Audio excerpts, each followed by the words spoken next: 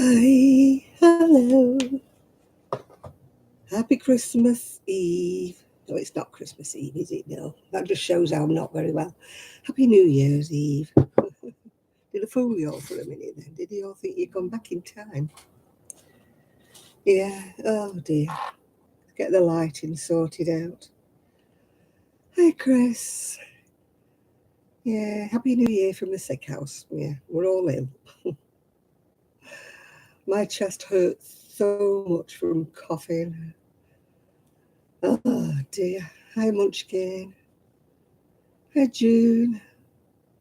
So if I'm not exactly tickety boo today, you'll understand why, yeah. Hi, Mimi Cat Do, yeah. Oh, I think I'm about the best of the bunch, actually, to be quite honest. My daughter-in-law's been absolutely hammered with a bad cough and cold. Hello, phone. All right. So you let me know, yeah. She's had a bad cough and cold. She's been dreadful since, well, before Christmas, really. She did cook the Christmas dinner and, Boxing Day and everything. He's telling me my messages twice. Oh dear, I don't want to know, thanks. Ah, get rid of all of them. Hi, Squirrel Raid. Happy New Year to you all. Yeah, evening, Sean. How you doing? Hi, Mimi Cat Do. I'm seeing in the new year with a cup of coffee and absolutely nothing. Hi, So. What's knitting? Nothing alcoholics. Good start, isn't it? I'll have to go and find something maybe to toast the new year. But at the moment, I'm not feeling the mood. You're bored, but not poorly. I'm just feeling a bit ick, to be quite honest with you, Sean. Not really poorly, but ick, yeah. My chest hurts when I cough, so, I'm not feeling at my best. Still not got the Christmas. I've got Christmas on the brain today for some reason or other. Not feeling the crochet mojo at all. I keep trying to make myself be interested, but so far no. Oh, somebody keeps sending me messages. Keep sending me messages. Oh, whoever that was, don't know. Yeah, I was supposed to be looking after the dogs today because they were supposed to be going to a party. They asked me would I look after the dogs, but neither of them was fit enough to go. Hi, Rick. How are you doing? So they're upstairs with the doggies. So no doubt you'll see Rosie come busting in at some space or another. Yeah, Happy New Year when it comes to you, Rick, as well. Hope you're all staying lovely and sober. I will be. Might have one drink later on. I think I've got actually a glass of wine left in the bottle. It's not very special wine, it's just Lambrusco, Lambrini, or whatever you want to call it. I've been drinking this bottle since Christmas. I'm a very lightweight drinker. I could have put a drop of brandy in my coffee, couldn't I? But I decided not to bother. Hi, Joyce Crumble, Squirrel Raid. Happy New Year. You're sewing another blanket. That's it. No booze. I don't think I'm in the mood for any booze. I might, like I say, get that one glass of wine when it gets near to midnight if I'm still awake. You'll have to put up with me if I'm not still awake by then.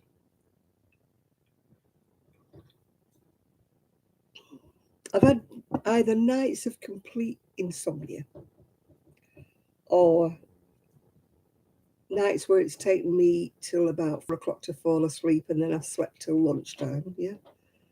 My sleeping pattern is completely up the wall. Yeah. I do try to go to bed because they say, if you can't sleep, you should still go to bed at a regular time, which I do. Then I get bored. I'm lying there thinking, I'll go to sleep in a minute, I'll go to sleep in a minute. Then I get me Kindle out, whatever you want to call it, me thing. look at a few videos, look at something like that. Finish watching tiny houses, which I've got no idea why. I don't know why. I think I'm intrigued on how much stuff they actually fit in a tiny house, you know. Hi, Chandra. You know, I could never live in one. Yeah. You're going to grab a brew. I don't blame you. I don't blame you. You know, I could never fit in a tiny house. I don't know about any of you. I'd love to see, you know, what Shad's tiny house is going to look like. You know, maybe he's a minimalist. Maybe with being a guy, he doesn't have a load of stuff like we women do. Or am I just assuming that because I'm a woman and I have a lot of stuff that everybody else does? Yeah. Hi, Sheila. Happy New Year to you when it comes. Yeah. I have so much, well, not junk. I wouldn't like to call it junk because to me it's essentials, you know. But I think women do carry a lot more toiletries, knickknacks, bits, pieces. We wear a lot more underwear, don't we, than men seem to do.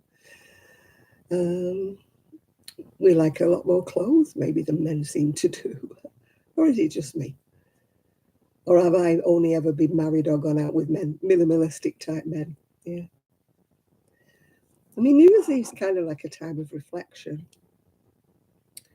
You know, I was just thinking that New Year's Eve, Millennium 2000, was the day the love of my life decided to leave me. Well, he left me actually a week or two before, but I felt it more at the Millennium. And it wasn't my husband, by the way. It was the love of my life, not my husband. But so New Year's Eve is always kind of like a bit of a reflective time for me, you know, like what would have happened if he'd have stayed, yeah.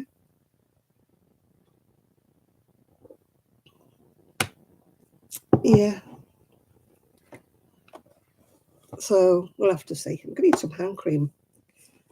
Every time I put my hands in, you know, dish soap, whatever you want to call it. You call it dish soap, we call it washing up liquid. My hands always itch. The only one I'm not really allergic to actually is Fairy Liquid, but that's one of the most expensive ones, so we don't buy that. But everything else, you know, the cheapo ones, make my hands itch. That's my excuse for not washing up and sticking to it. Yeah. I wish I could find, you know, my Crojo or something, and I could be doing something. Feels rather strange sitting here not doing anything. You know, it does. It feels really funny. Yeah. Well, my son gave me a watch for Christmas. It was his watch. It wasn't a new watch, but he said, "Why didn't you tell me you didn't have a watch?" I said, "Well, I do, but it's falling to bits." He said, "You should have told me then, and we could have got you a watch." Anyway, he went upstairs and he gave me this one because it's too tight on his wrist. So I've now got his watch. I like a big watch though. Oh, hello. Hello, Petal. Hello. Hello, darling. You come to see Grandma. You come to see Grandma. I think Daddy wants you, Mummy wants you. Can he close the door again here?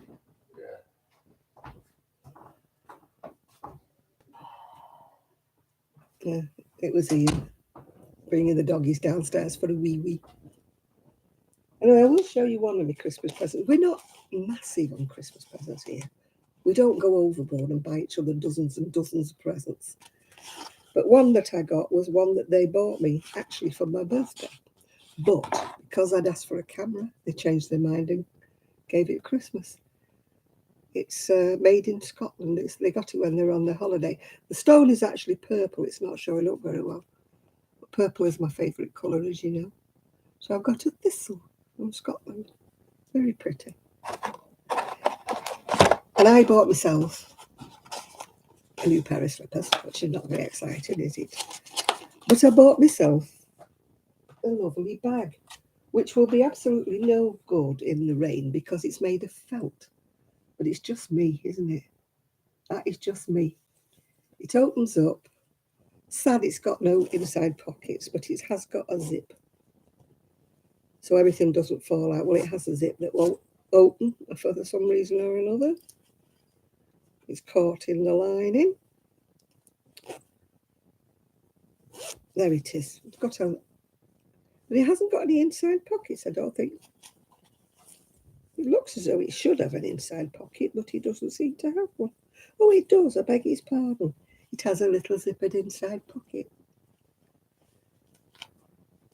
There we go.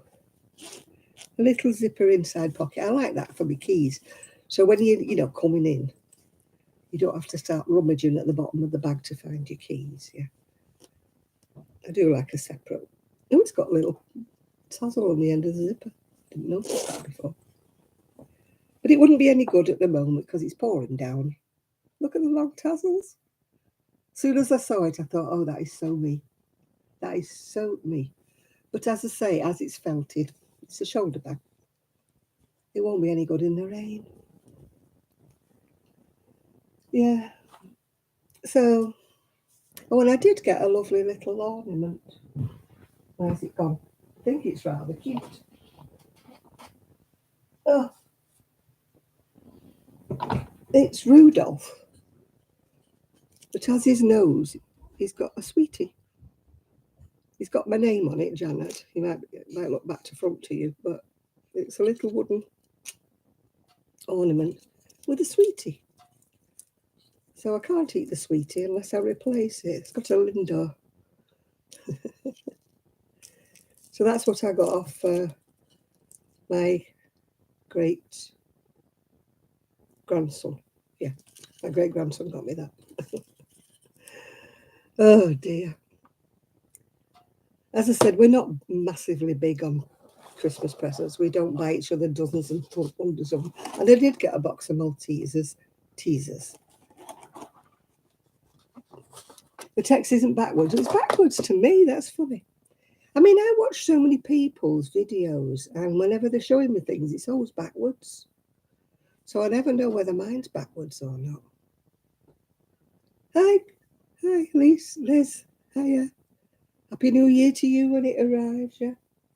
And I did treat myself to a box of Fry's collection, which is chocolate cream, peppermint cream, orange cream, and Turkish Delight, because I love Turkish Delight. And front to back, well, I always was awkward. Yeah, Fry's Turkish Delight. Oh, that's a disappointment. I thought it was going to be little ones, but it's not. It's all big ones. I thought it was going to be like little bits, like wrapped up like toffees, Fry's orange cream, peppermint cream, and a Turkish Delight. Ooh, yeah. I love Turkish Delights, yeah. I shall have one of those later. Yeah, I was quite disappointed with it. I thought they were going to be little like toffees that'd be full.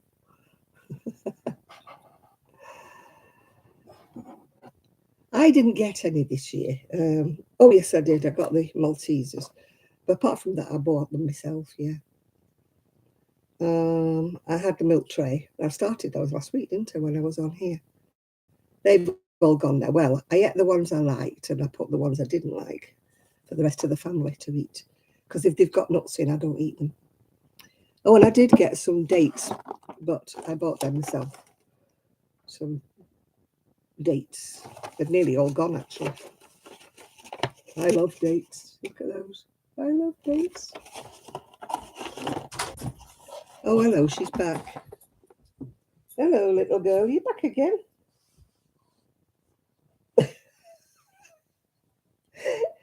Trixie has come straight in and lay in front of the fire.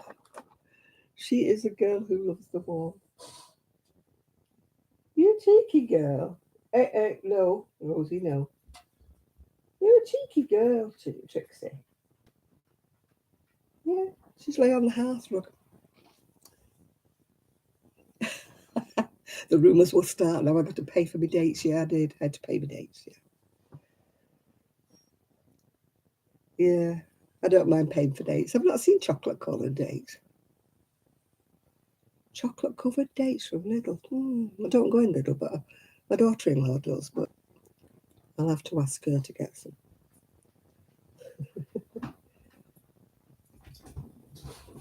Oh, she's gone upstairs now. Excuse me when I shut the door again. It's one thing about dogs, you can't teach them to close the door again, can you? They open them, but they never close them. Oh, oh.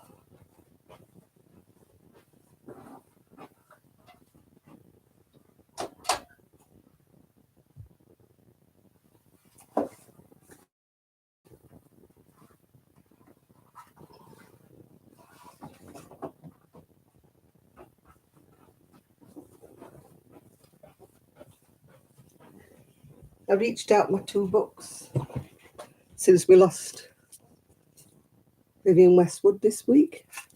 I have 2 of her books.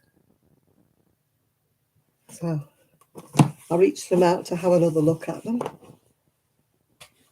I could never afford her fashion, of course, but she used to have a shop in Manchester, actually. Green is the signature colour of technology. Oh, yeah, I'm wearing green. It looks kind of a bluey green, but it's actually emerald. I don't know why my camera changes the colour.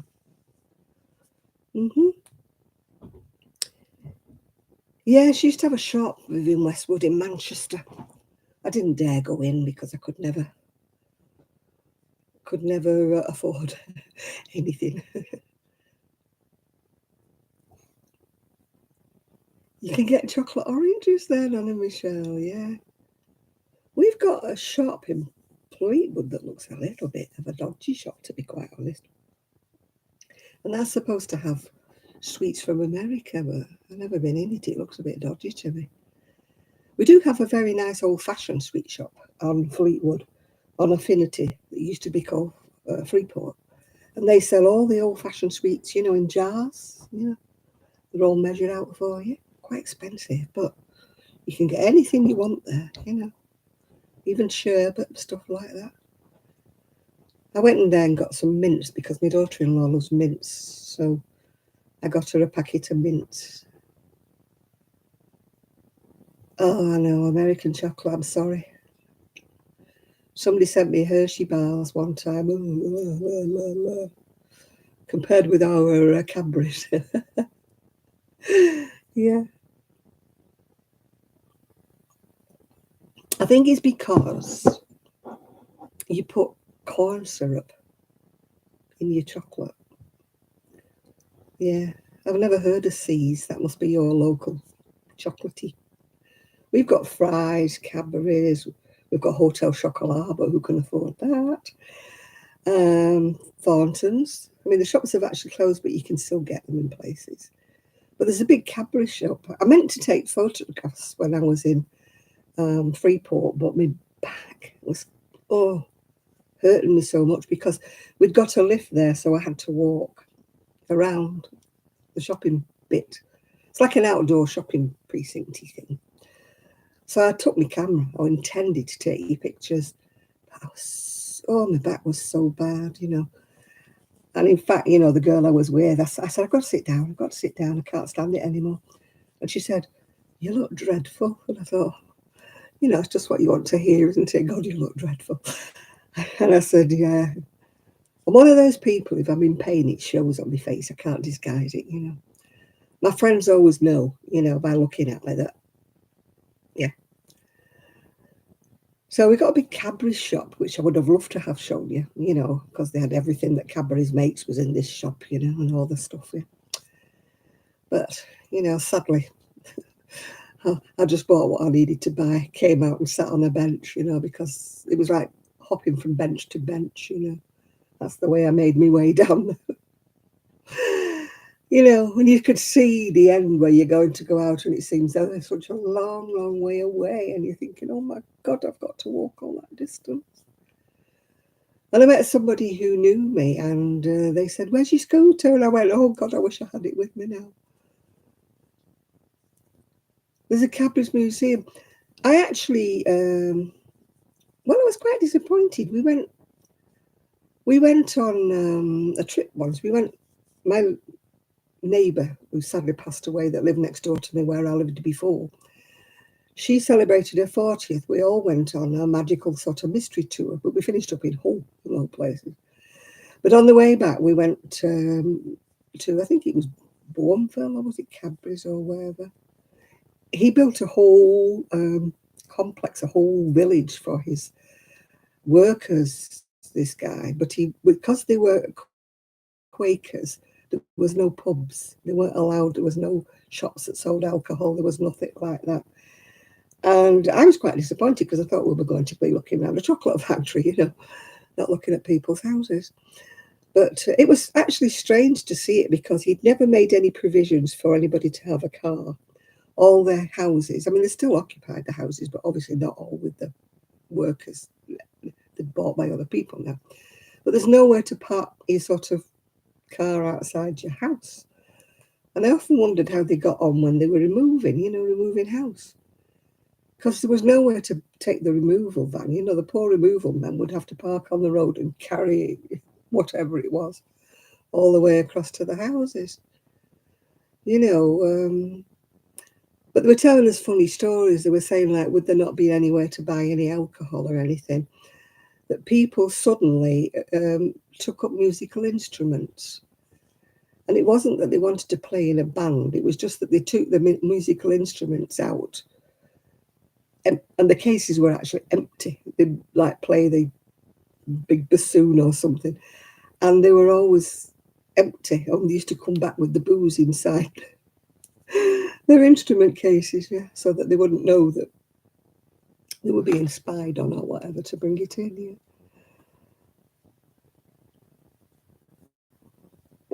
Yeah, I can say that I was very disappointed because when they said, do you want to go and see this Bourneville, Cadbury's or whatever it was we went to see, it's somewhere near York. And quite disappointed because we never went to the factory. Yeah. Oh dear. Just finished, you had to catch back up. Hope to be back where I was by 12 midnight. Oh, Nanny Michelle, yeah. Oh, why's my back hurting? Is it because I've been coughing so much? I don't cough so much until I lie down. The minute, it's no wonder I can't sleep, is it? The minute I lie down, I start coughing. I've tried propping myself up a bit, so you're like propped up, but I can't get to sleep when I'm propped up because I slide down, At least I'm not as bad. My poor daughter-in-law, she sounds like a sea lion. She's like, as I say, they were all booked in to go to a party tonight. It was one of those camper van parties where they were going to meet up with all the people that they've met over the summer. So they were really looking forward to it. But yeah, hey Jill, you've caught a bug as well, have you? Oh, everybody's got it. My son went to pick his prescription up from the doctor's, and when he got there, it was like COVID. They'd got the COVID screens up, and everybody was wearing the masks again. And they were saying it's the winter flu bug or something, whatever. So I don't know whether you've got it as well over there in the US.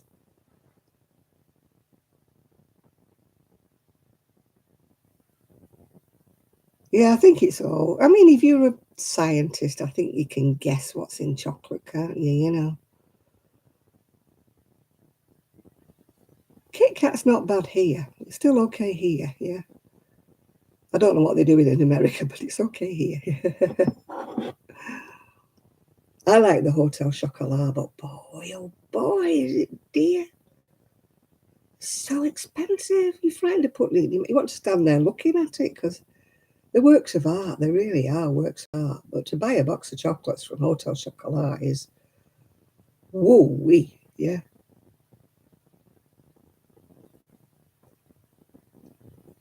Royce chocolate. Now I've only heard of. Oh no, that's Reese's, isn't it? Because I don't like peanut butter. It's clay mixed with the wax toiletry.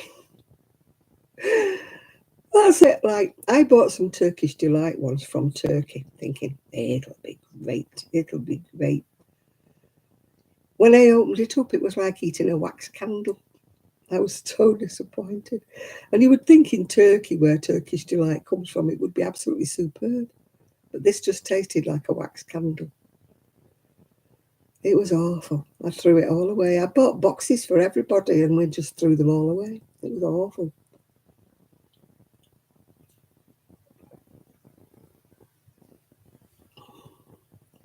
Now I think it's because you use corn syrup in everything. Hi, Lashira. You made Turkish Delight, but too much rose water. Oh dear. Oh God, yeah.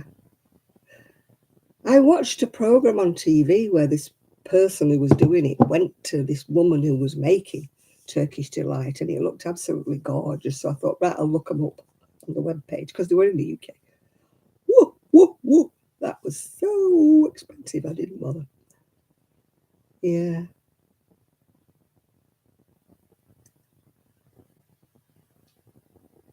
Those peeps look absolutely disgusting. What are they, like marshmallow peep things? Ugh. They don't look nice at all to me. And people go mad about them. They're like chicken things, aren't they? Like peeps, are they called? And I've looked at them and I thought, no, I don't think they're for me. I don't think I want one of those. Yeah, peeps. People either love them or they hate them, don't they? I think I'll have a date. It's New Year's Eve, so I want a date. Yeah, I won't get a real date, so I'll have a date.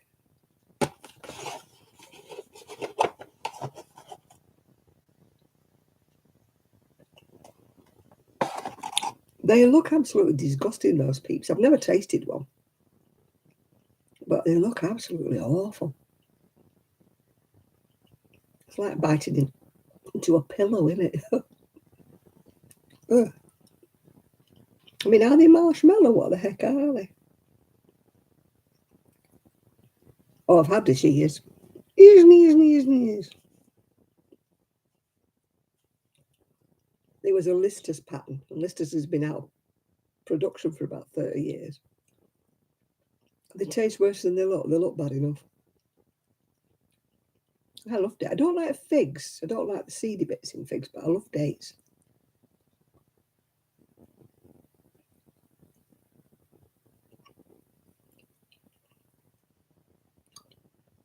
My friend was in the shop the other day, and she owed me £3 for some reason or other. And I said to her, "Get me some dates while you're in there." So she got me these. I think she probably paid more than £3 for them, but they're rather nice. They're medjool dates. I love this. No date because it helps reduce waste. That's good. Should do that more often on things that don't go out of date. I mean, all that dates would do would be dry up, wouldn't it? I love prunes. Oh, I love them. I can eat dried prunes. Like you say, it's got disastrous effects, but I love prunes as well. I always used to put prunes in my porridge. When you have IBS, it's a bit dodgy. Eating too many. At school, when we had prunes and custard, nobody wanted them on. You know, you sit on little tables. Those tables of 8 of us. We always kept to the same 8 because we all used to chat. And they'd bring the prunes and the custard, and everybody's like, "Ugh," and I'm like,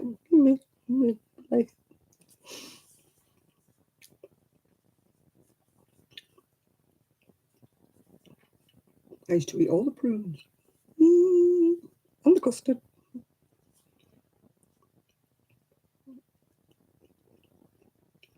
Pieces stick to your palate. What the prunes are the dates, or are we talking about peeps? You got an itchy throat and cough? I haven't got an itchy throat at all. I can honestly say, since I had my tonsils taken out in my 50s and had my throat lasered and everything, I used to have tonsillitis a couple of times a month, all my life. Sore throat, tonsillitis. I had my tonsils taken out and I haven't had one. Not one sore throat since. So I don't get a sore throat. It goes straight to my chest because there's nothing there, is it, to grab the germs? I mean, you have your tonsils and everything to grab the germs, don't you? But my germs must go straight down to my chest.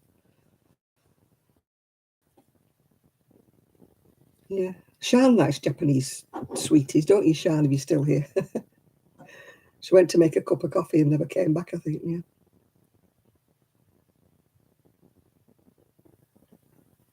Japan amazes me. They have these vending machines that sell anything under the sun, don't they? Everything. Oh, thank you, Lashira. Yes, please press the little button. Press the little button. And I'm going to do what everybody else does who has a YouTube channel. Please like and subscribe. They always do that, don't they? On everyone, yeah. I watched a video yesterday, Rick, and it showed on train stations they have these little pods and they open up and you go in and it's like a little soundproof booth where you can work on your laptop or whatever, on your big screen or whatever. And hi, Nathan. And you could work there instead. Like I say, you've gone too early for your train and you've got to wait for an hour or something. You can put money in and go in these little pod things. It said you can't eat, but you can drink soft drinks, but you're not allowed to take alcohol in. But you are allowed to leave them and come back if you want the toilet or, something like that. Or you want to go out and buy something, a sandwich or something. But I thought, what a good idea, You sat there in comfort, aren't you? In nice and peace and quiet pod, yeah. Yeah. Oh, don't be doing that whoop whoop. I hope that advert stopped. Where those guys are going whoop whoop. Oh, that really bugs me. I have to go with the mute button. Same with that Thornton's advert when she goes, hi, whoop, mute. Can't be doing with that. There's not many adverts that bug me, but some get on your nerves because every 5 minutes they're on, aren't they? The same advert comes on. Well, they're trying to brainwash you. I mean, at my time of life, I keep getting the funeral adverts, They keep cropping up on you. But talk about Big Brother's watching you. I had the IBS over Christmas, so I Googled, like, what you can eat, like, what's the best thing to eat when you've got IBS, because you're kind of hungry, but you're frightened of eating. All over Facebook. IBS groups. Join our IBS group. I'm like, Brother's really watching me, aren't they? I only Googled it once, just to see if I could eat something. I wanted to know whether eggs would upset me. That was the honest truth why I Googled it. Because I was in the mood for something light, and I thought, well, I'll have a little boiled egg, a boiled egg and a piece of toast. So I just Googled whether eggs were okay for IBS when you were having a flare-up, yeah. So now I've got all these ads coming on Facebook. Well, it's better than the funeral ones I get normally. And I've never looked up funerals. I don't know where they get that from. Yes, they think 77, old codger, she's going to be needing a funeral very soon, yeah.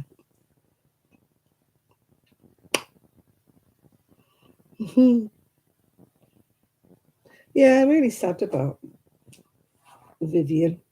I could never, ever afford any of her outfits. And some of them were a little outrageous, I've got to admit they were. But some of them I would have worn, that's for sure. Not when she was going through a punk era.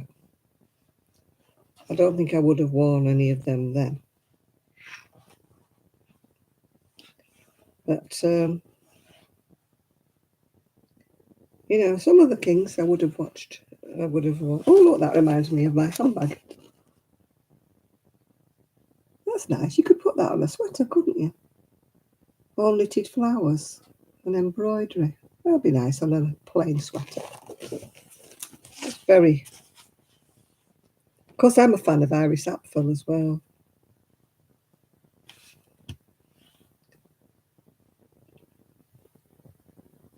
Oh, now that looks... I know it's black and white, but that looks kind of knitted, doesn't it, or crocheted? Not that you could wear that walking down the street, could you? You know, but... You're going to come and look around my house? I keep saying I'm going to do a video, but when I'm on my own, because I can't do a video when people are in, because you know the dogs have come wandering in and wandering around and stuff, and I need to tidy up the shed again because you know, like all the things got all the bags got shoved in there. But it's been awful. It's been wet and terrible. I've just never felt like going back out again. You know, I look outside and think, I know it's only a few yards to my shed, but I just really don't feel like going out there. Oh my goodness, some of these things are a little far out, Vivian. That reminds me of the advert for perfume. One of the adverts for perfume where they're all dressed a bit like that. Yeah, it does look as though it's quite a bum on it, doesn't it? Oh.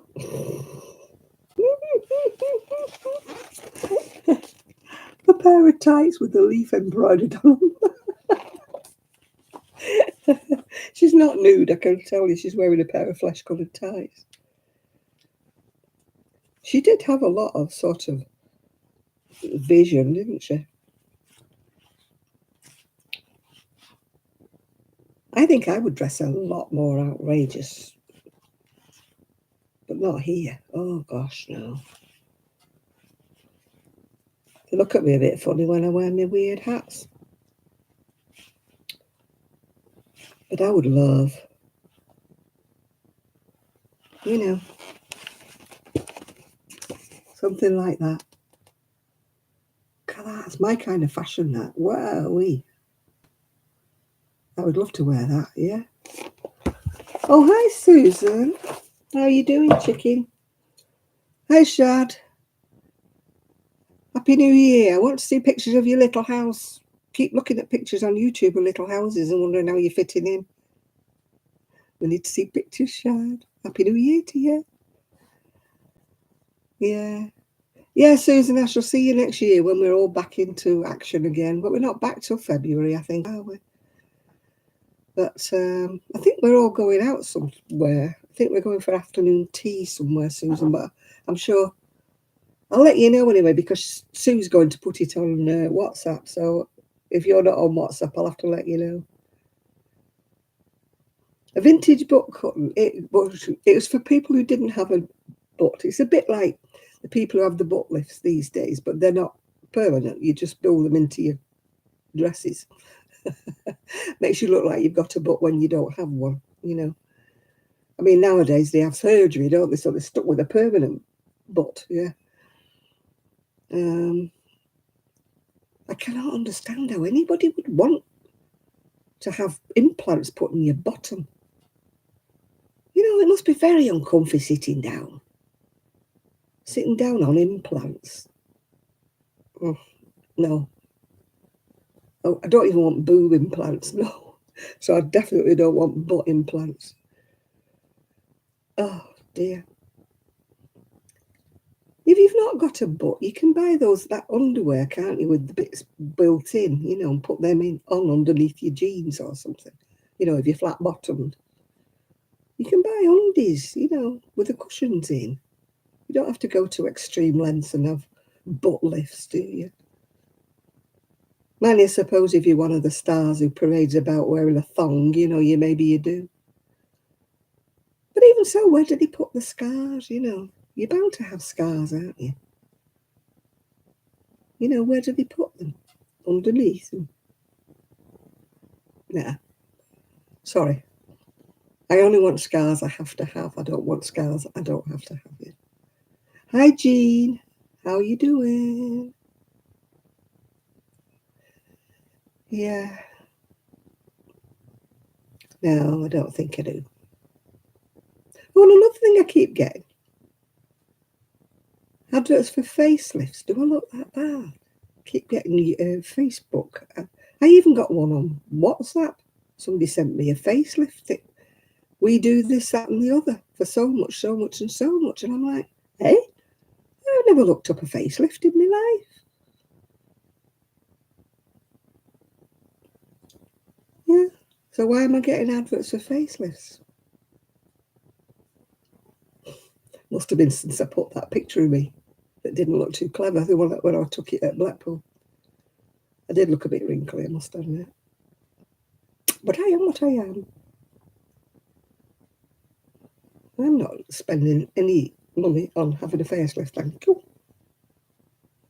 Don't mind having a facial, you know, every now and again when I can afford it. Don't mind one of them. But I'm not in the market for having everything lifted and shifted. Just keep smiling because it makes you look better. Just walk around like an idiot, you know, smiling. But no. The only thing I looked up was getting a mole removed on the middle of my back that's driving me crackers because it's gone itchy. So maybe they thought because I want a mole removing off the middle of my back that I need a facelift at the same time. No.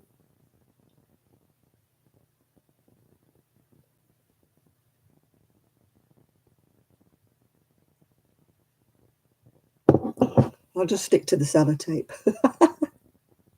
I'll get the sellotape and stick it up like that. Stick it up like that. And you promise not to notice if I've got gaffer tape sticking up here. Big pieces of black gaffer tape sticking up here, yeah. I'll tell you all I've grown sideburns, yeah. Oh dear. Oh dear. Well, it's nearly 10 o'clock, so maybe I'll have one of my fries collection. Shall I have orange, peppermint, or chocolate cream?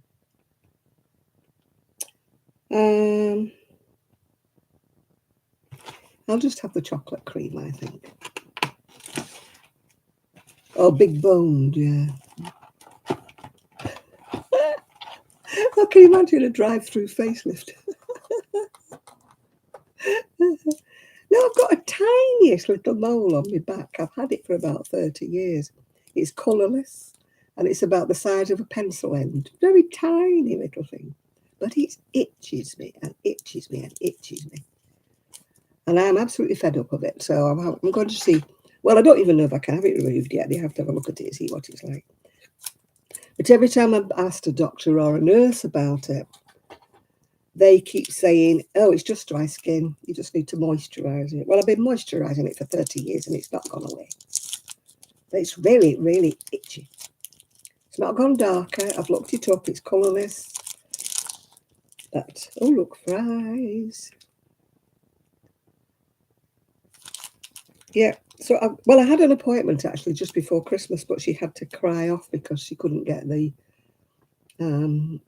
childcare.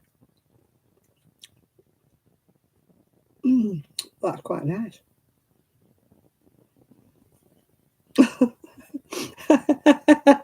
Hiya, Rob. How are you doing? You got a staple gun? Can you do mine? Can you staple them to my ears, Rob?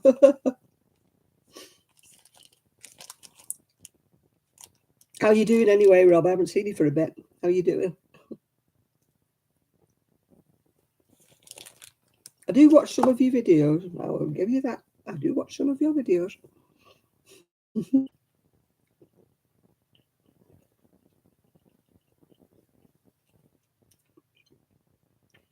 That's a bit strong, that, actually. It's dark chocolate. A bit strong.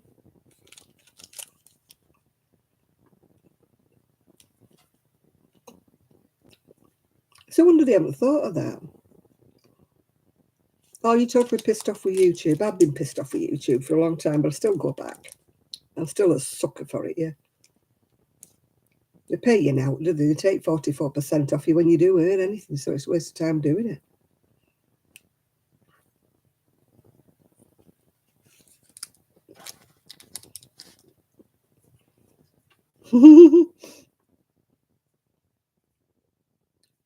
Yeah, you could do that, Rob.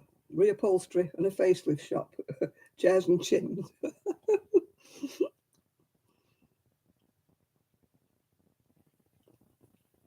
Oh, they do that all the time. They keep taking subscribers off me. My subscribers go up, down, up, down. They never go any higher. I've had the same number of subscribers for about the last 2 years. Oh, goodbye, Sheila. Happy New Year to you as well. Yeah, they keep taking subscribers off me. And I mean, as far as what you earn on YouTube, how these people earn money on it, I do not know, because I earn a pittance. You know, you get so many thousand people have watched you, in 1 month. And yet you don't get any money for about 3 months, and then you send you this little pittance comes through, yeah. Well, I'm hoping that Etsy goes to the wall. So you hoping that YouTube goes to the wall, and I'm hoping Etsy goes to the wall because they're greedy little.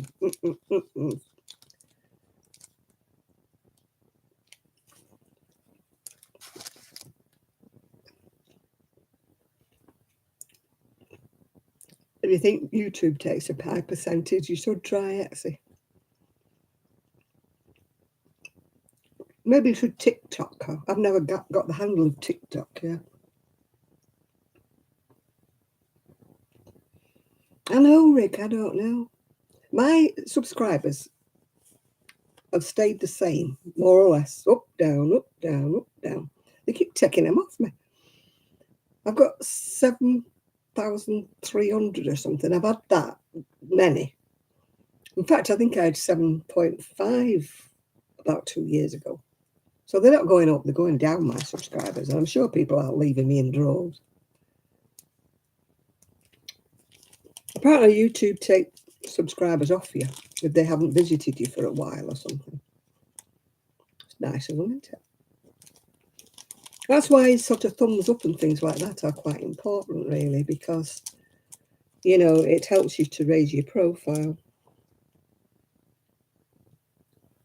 I should write a book. Oh, God, if I wrote a book, a lot of people would have to leave town. I did have a very colourful life when I was younger. I've calmed down a lot now. Oh. I actually wrote 2 chapters of a book when I was younger. And then my computer crashed and I hadn't backed it up, so I lost. And it put me off.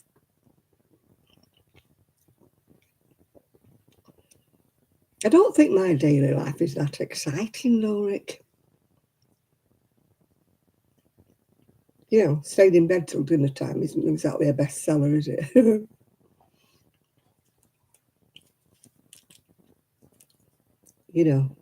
Had a little debate with myself whether I should just have a strip down wash or whether I should have a shower because it was so late, yeah.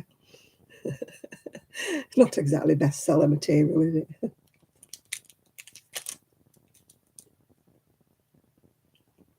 Hi, Esther. It is still raining. It has rained the whole of the week.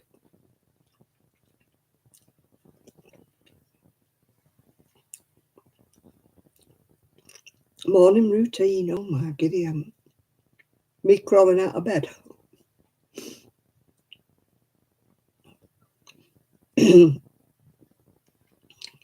Making a cup of coffee, deciding what I want to put on. It's not exactly best-selling material, is it? The Japanese would love it.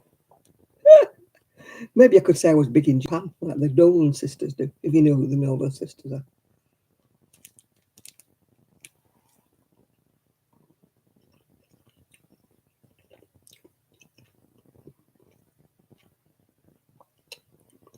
They were a sort of well, they were successful, I suppose, back in the 60s.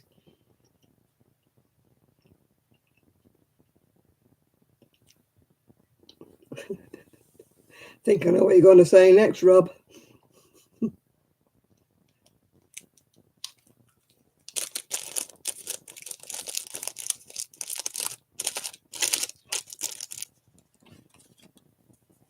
Bet you're glad you're not working tonight, aren't you?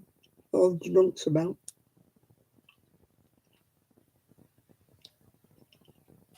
That's where I knew you were going to say that. I knew you were going to say that.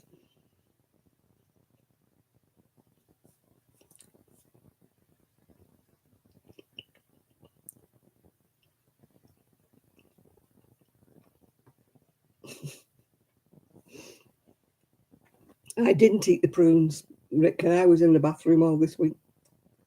I shall leave it to your imagination. I won't spoil your dinner.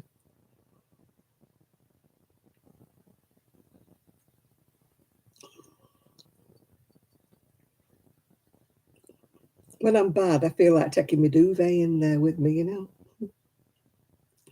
No, I'm not going to gross you out.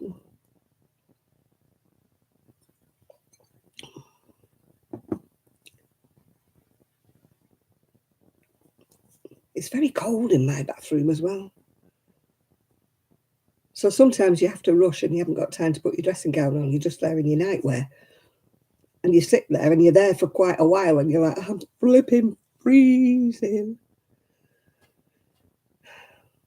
In my other house, I used to keep the central heating on day and night. On a low setting, but it was on day and night. So at least my bathroom was never cold. So I did have to spend half the night in there, you know. I wasn't freezing. And I always had a big bath towel on the radiator, which was at the side of me at the toilet. So I used to get the big bath towel, which was nice and cosy, and wrap it around me if I had to stay longer. So I was never cold in here. Oh, I've been freezing. Oh, I think my fan's gone out. Never mind, it's warm. Yeah, I could do with keeping. Mind if I kept a towel in there? I don't keep my bath towel in there because it's always so cold. I've got a heated toilet roll. No, I've got a heated towel rail, but it only works off the central heating. And if the central heating's not on, the towels are cold. Yeah. Oh, hello. Why do people only ever message me when I'm on here? I don't know why they do. Oh, it's UK Medic. It's you sending me messages saying this shout out. And Foxes Afloat. They've got their live chat started. They've got a new doggy. Foxes Afloat. I don't watch them as much now they're not afloat. Now they're up in the Highlands on the farm. I don't watch them as much. I used to like watching them when they were on the canal. Yeah.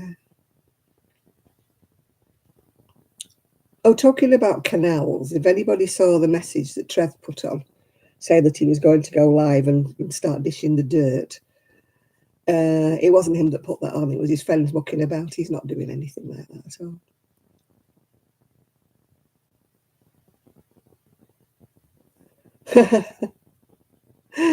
I know our heating bill's awful. It's awful. Really is. It's scary, isn't it? Yeah. Oh, Happy New Year, Mrs. Yukon. It's when the heating's not on in here, it's absolutely freezing. I've had to light the fire tonight. My family don't feel the cold like me, and this room is the coldest room in the whole house because it never sees any sunshine. It's the wrong way. It faces the wrong way for sunshine, so it's absolutely freezing here. Whereas they're in the other side of the house, which does see sunshine. I can't get out my watch. I'm stuck in my watch, people. Oh, how do I get out of it? Oh, I'm out of it. I'll show you my watch. It's not a new watch. It's my son's watch. That's my watch. Yeah, I know it's a guy's watch, but I've always worn a guy's watch. Well, not always worn a guy's watch. I used to wear my dad's watch, but I wore it when I was working at part-time at Asda Walmart. And I broke it on they call them a comp. Oh, bye for now, Rob. Oh, I don't pay for posh watches, do I, heck? I mean, I think this was quite expensive, but it's not one that I bought. It's my son's. I don't have posh watches, Apple watches and all that sort of stuff. As long as it tells me the time, I'm fine with it, yeah. No, as I was saying, I wore my dad's watch, and then they used to call those big things that you pull out onto the shop floor with all the provisions on. They used to call them a comp. Don't know why, but it was comp. Anyway, I broke my dad's watch on a comp. And ever since then, I've been meaning to get it repaired. It's not a good watch. It's not a... Well, thank you. It's not a good watch. It's not an expensive watch, but it's one my dad wore every day. Yeah.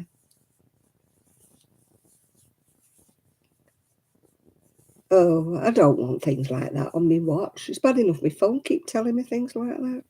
Who cares if Pelly's passed away? Never liked him anyway.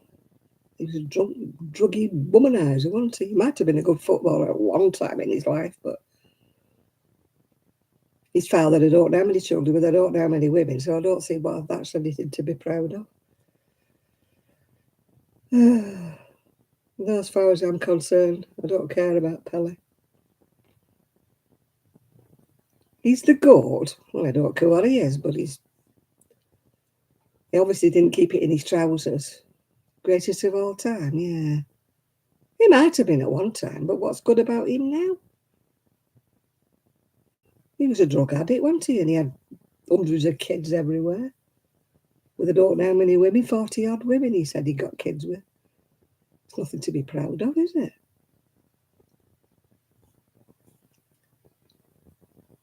His poor bloody wife. Feel sorry for her.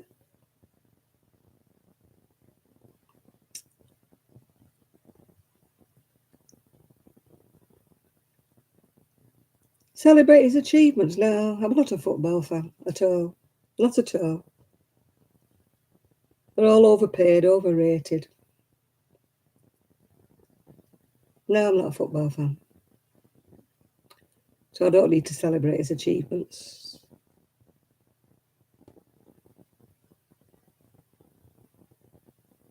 No.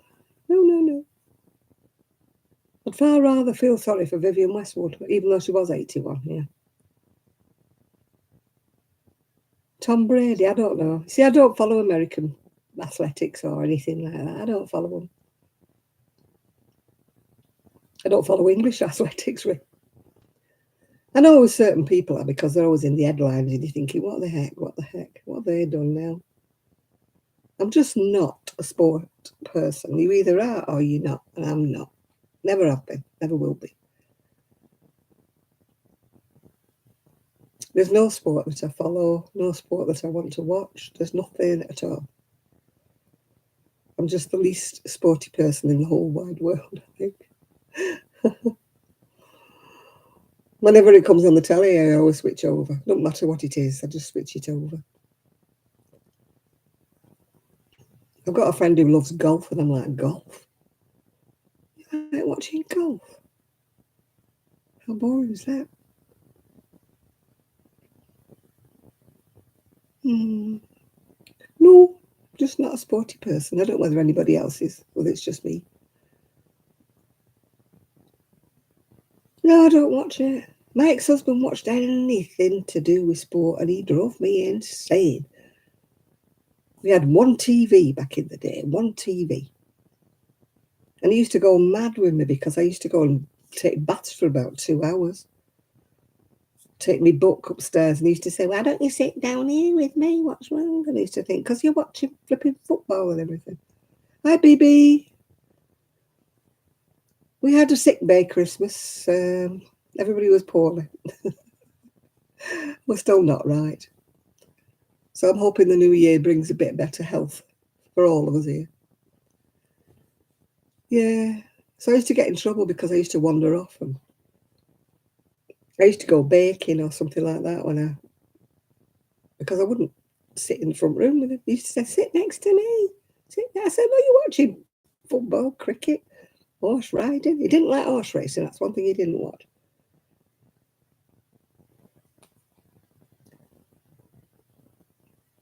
I don't like gaming. Another thing I don't like. I can never get gaming at all. Online gaming. I might play a game of solitaire now and again. Oh, thank you, BB. I play online solitaire, or I might play mahjong. But no, I'm not a gamer. My reactions are not quick enough anyway for gaming. My mum, it was tennis. You couldn't speak to her when Wimbledon was on. You couldn't go near her when Wimbledon was on. If you went down, she would sort of say, "Will you make me a sandwich?" Because she's I'm watching this. "You make me a sandwich." She'd be like that. She'd only ever eat when there was, rain stop play or something. So if you went down, you had to make her a sandwich, or you had to take her a sandwich if you went down. She'd phone me at the shop, "I'm watching Wimbledon. Can you bring me a sandwich? Or can you bring me this? Can you bring me that?" Yes, mother. So I had to stop what I was doing, block the shop up, go and get her a butty, and take it down while she was watching Wimbledon. I know, it's not a good time for you, BB. I hope you feel a little better in 2023. I know it's not easy, but it's always bad, I think, at high days and holidays when you've lost someone. I think you always feel it. I'm always very grateful that nobody I knew passed at a holiday time. My first Christmas without my brother was, bad really, because we always went to his house for Christmas. So it was hard when I got to there the first Christmas and he wasn't there, I should say me and my brother were never that close, but we were close in one respect, but not close. But I did, like you say, miss him at Christmas, yeah. But it is. I've lost a husband through divorce, but I've never lost a husband or anybody close to me that way. So I can't say I know how you feel, because I don't, yeah. You can imagine, but you don't know, yeah. Oh, it's my fire making noises, yeah. It's a very, very old pattern. Very, very old pattern. It's a Lister's pattern. And if you know how long Listers have been defunct, many moons. Yeah. It's done in chunky, so whenever I had any chunky left over, I used to make it. It looks a bluey green on camera, but it's actually emerald, a very bright emerald green.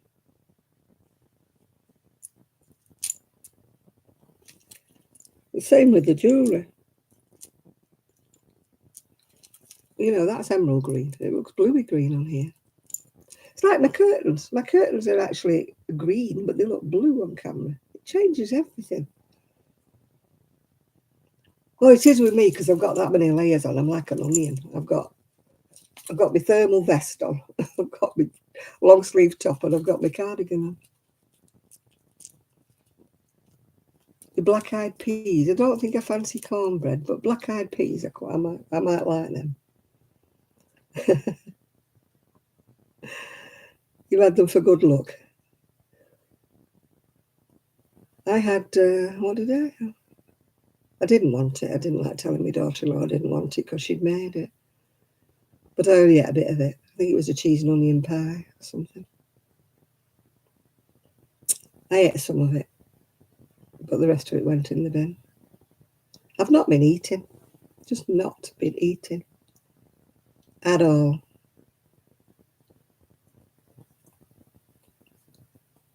There's one thing about IBS, it's good for the diet. Yeah, one of the former popes, I didn't know him.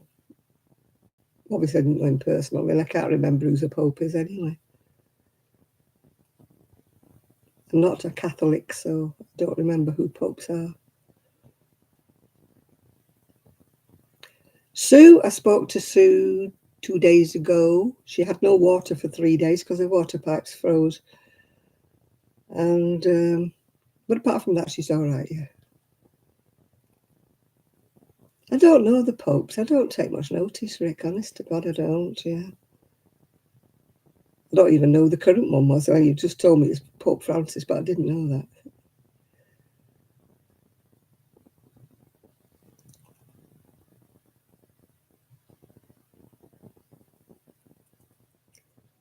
Yeah. I haven't heard from Kelly, but that's nothing surprising. I don't think I've heard from Kelly for a year now, or more than a year. Last year I did send her a Merry Christmas or something, even though she doesn't celebrate it. But I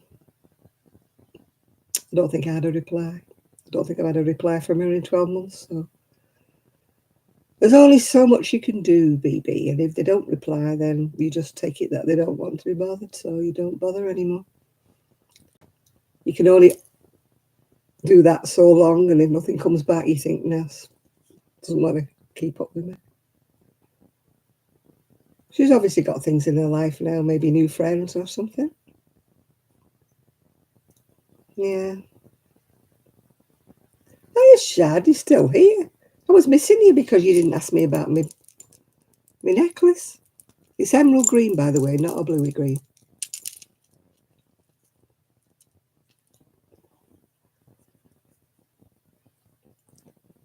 I thought it's not like Shad not to ask me about my necklace.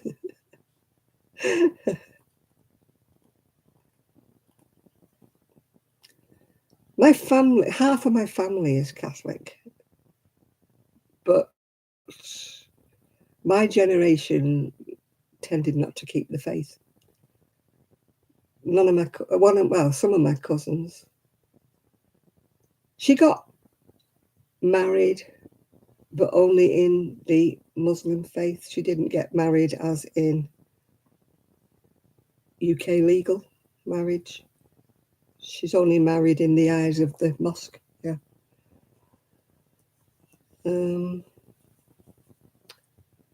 So to me, that's not, it might be a marriage to anybody who's a Muslim, but it isn't a marriage to me. But that's just my opinion.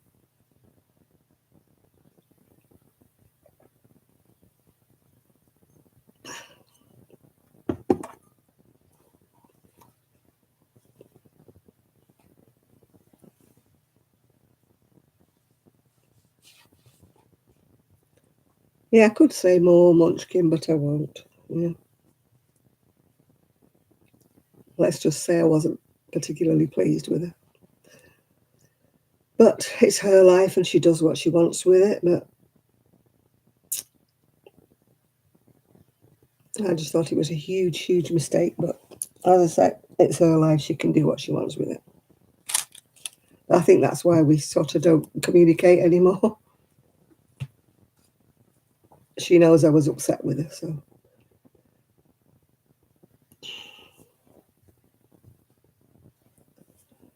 Well, I've eaten that chocolate, so now I've had enough now. I don't want any more chocolate.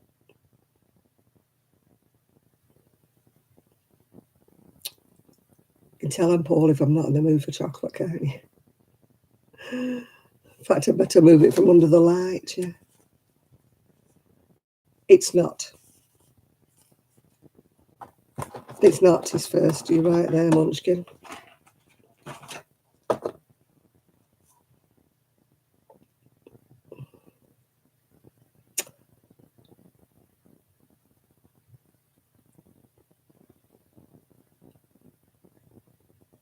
Let's just say the first is still around,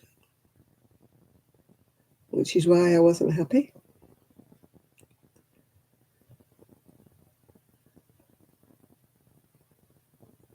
So that's why I didn't see the point. I didn't see the point of any of it.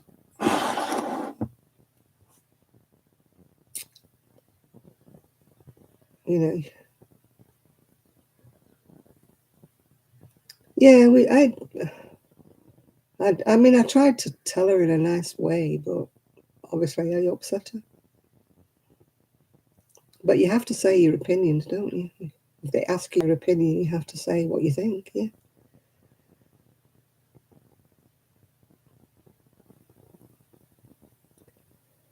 Yeah, a bit like that, except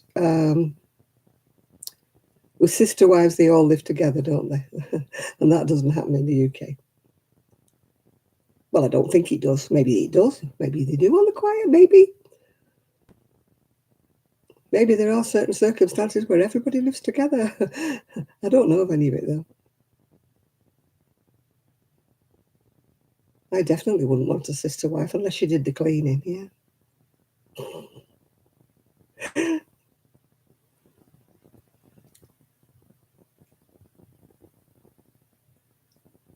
My ex didn't have sister wives, he just had mistresses.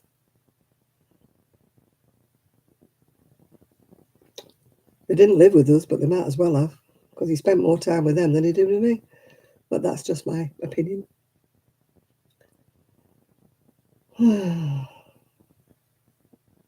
Gosh, it's a night for reflection, isn't it? We should be thinking about 2023. I have made no New Year's resolutions. I'm going to make a huge to-do list.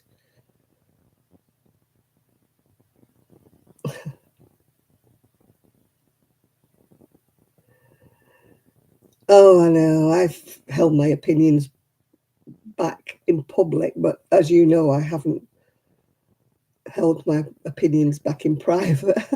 I have private messaged a few people with my opinions about people, but I haven't really said them out in public yet.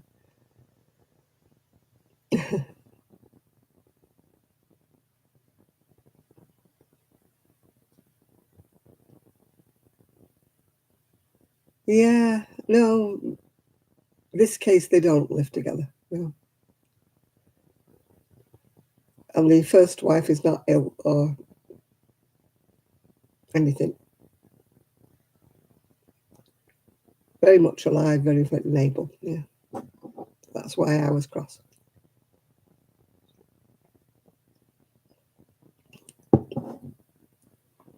But yeah, Jill, I'm not in the not in the sort of game where people go calling everybody else on YouTube and stuff like that. I'm not playing that game at all. I mean, people have called me out apparently, but I won't go. I won't go and find out. I'm not causing anything. Yeah,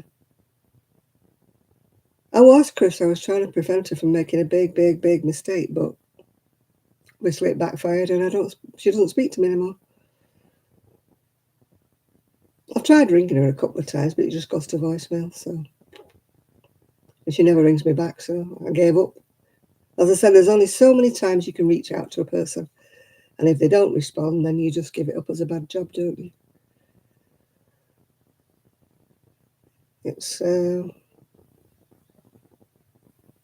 perhaps if I'd have still lived in Manchester, I'd have made more of an effort. But I live over here now. I've got no way of going over to Manchester. I don't have transport.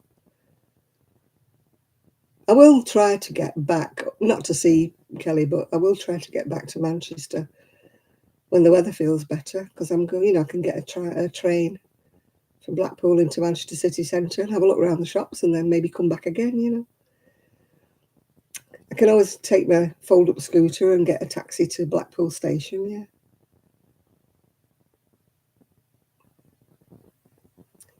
I don't know, Chris, if she's happy.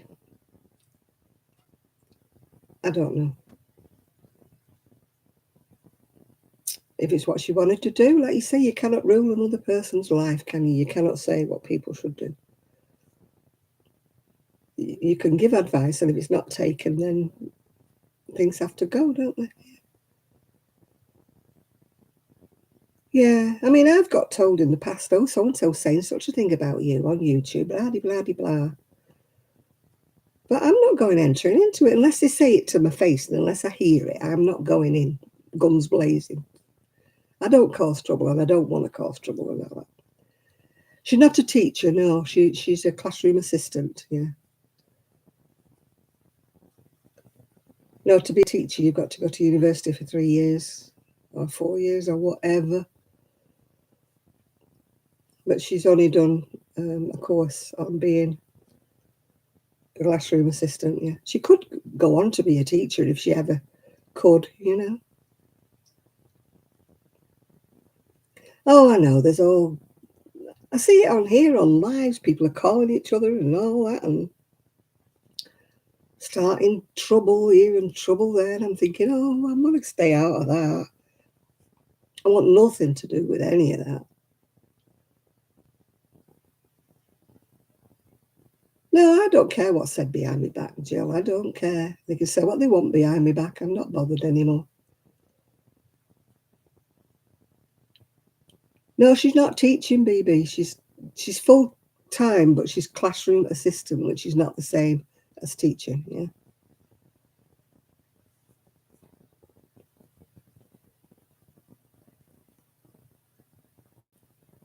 Yeah, there's too much drama on some YouTube. That's not going on then. It's like a big wooden spoon. Boom. Calling people out, calling you. Oh. People are saying, did you hear that? Did you hear what that said? Did you hear what they said? And I'm like, just don't want to know. Don't want to know. If they came on here and said it to my face, then I would have to respond or somebody else would respond. But to be quite honest, I would just block them. I wouldn't answer them, I'd just block them. Because sometimes they come on and they want a row, don't they? And that's what they get off on it, don't they? They get off on stirring trouble. They get off on causing a row, you know. No, Shad, no.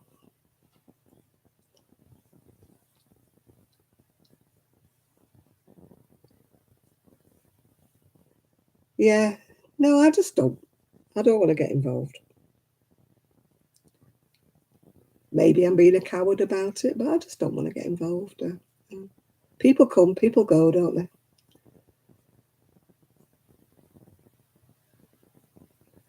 Yeah, I just, if they say something horrible, I just block them, walk away. Or they say something sort of inciting people into something, I just, if I don't block them, Chris will block them. or um, Nathan will block them. Anybody will block them. But I don't have to do it sometimes. They just go, they're out.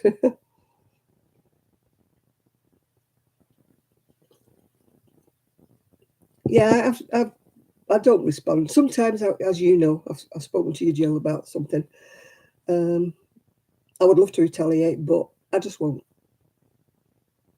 I often think that if you ignore somebody, that hurts them much more than you retaliate, because they hate being ignored. Yeah. And if you don't respond, that annoys them intensely because they want you to, and they get more mad because you won't respond. Yeah.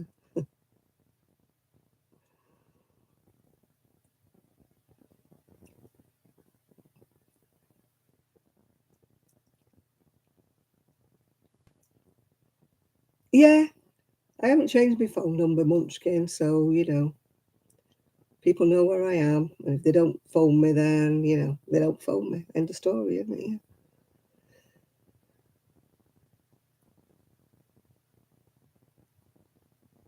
I know I'm not crocheting. I'm off my crochet. I've lost my mojo completely. I lost my mojo, whatever you want to call it. I went off it before Christmas, and I can't. I keep looking at Pinterest. I even bought 3 new patterns on Etsy the other day, and I still can't just get the to start doing anything. I need to do something in the new year. I need to. Oh, you get taken in by people. You do, don't you, Jill? You think they're friends of yours, and then you realise that they're not. They're calling you behind your back and So they're gone. Yeah, say one thing to your face and another behind your back. Did I complete my last bag? I have, but it's not blocked and it's not got its buttons on. And it was super, super chunky, so it should have took me forever, no time at all to finish it. Oh,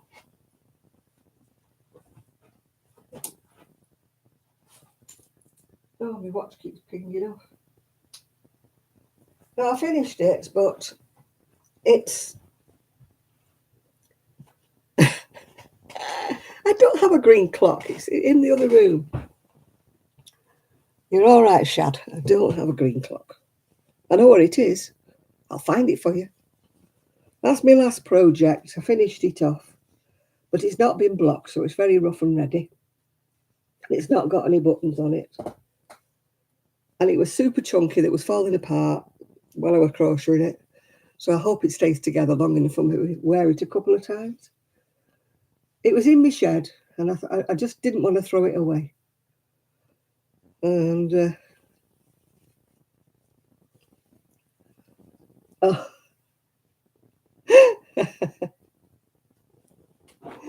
Sue and I were on the same wavelength. We were absolutely. We still talk like that on the phone. It's a pity you can't hear us when we're on the phone. She was in her she shed when I rang her up yesterday, was it? Yesterday. I think it was yesterday I phoned her. She was in her she shed. And I said, "Oh, are you looking for wool? Are you looking for something to crochet?" She goes, "Well, I've put some things in her bag." It's sort of going through my head. Because she's like me, she's completely off a crochet. Hi, Marie. And she was actually in her shed looking through. I really miss her. I am definitely going to go up there in the summer. I don't care if she's got nowhere for me to stay. I'll have to stay in a B&B somewhere, but because I'm too old to be sleeping on a sofa. It turned out better than I thought, Jill, because considering the wool kept falling apart. The ones who've joined me later didn't see my Christmas present to myself, did you? What I bought myself. It's a felted bag.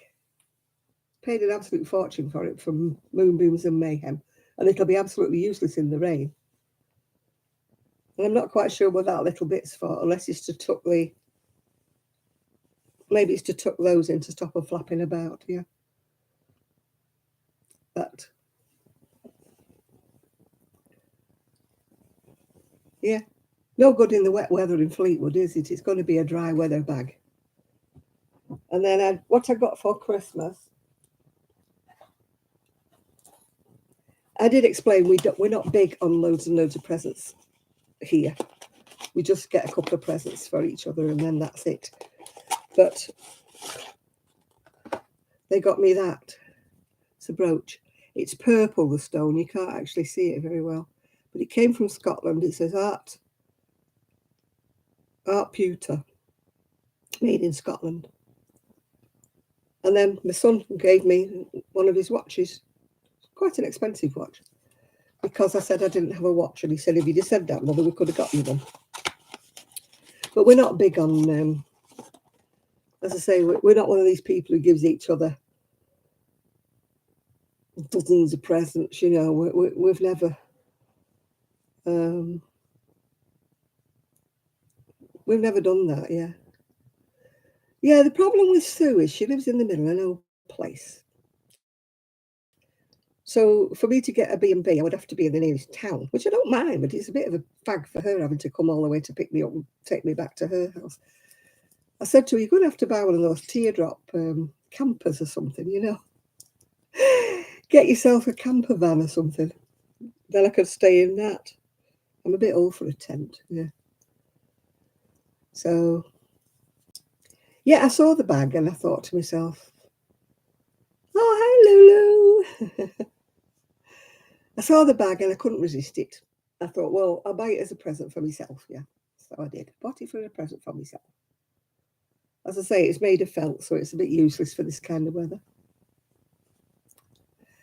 No, I'm going to have to make a better effort for after Christmas, BB, to get rid of some of the stuff I've got because I've got far too much stuff that needs to go because I need to sort that shed out. I really do.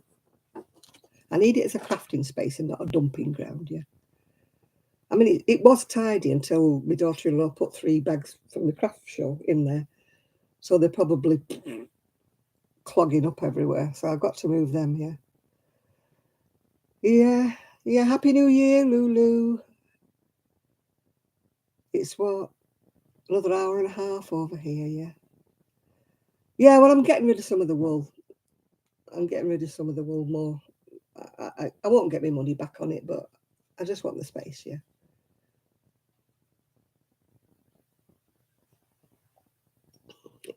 I've got to admit that there's far too much in there that I will ever crochet.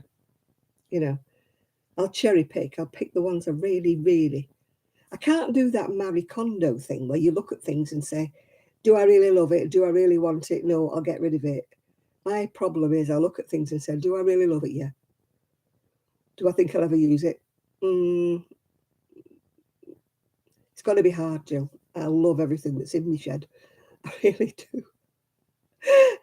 Everything I look at has possibilities. I was talking about this with Sue on the phone, and she said, yeah, I've got too much, but it's hard to get rid of anything because you love it all and it's all yours, isn't it? And you bought it, and at the time you bought it, you loved it, didn't you? I did one of them, baby. I did one sofa spread, but the sofas I made them for have now gone upstairs, so no point. So I've got all of that wool left over that I bought for 2. So unless I can think of some way to use it, because I'm not a blanket person, I really am not. Yeah, I just I lose the will to live with a blanket. I really do. I know some people love making them. Some people enjoy making them. I just don't. And if something doesn't give you joy when you're making it, I don't think there's much point, is there? You know. That's one reason why I stopped taking orders, because I got to the stage where I was taking orders for things I didn't want to do. Yeah. And it was getting a chore. And it was making me go off my crocheting because it was like, I have to do it because it's a job. And I was getting, I'm not being rude to anybody, I was getting all the big, big, big ladies, massive ladies, wanting me to crochet for them, but not wanting to spend any more money than the ones I had advertised for the small size ladies. Yeah.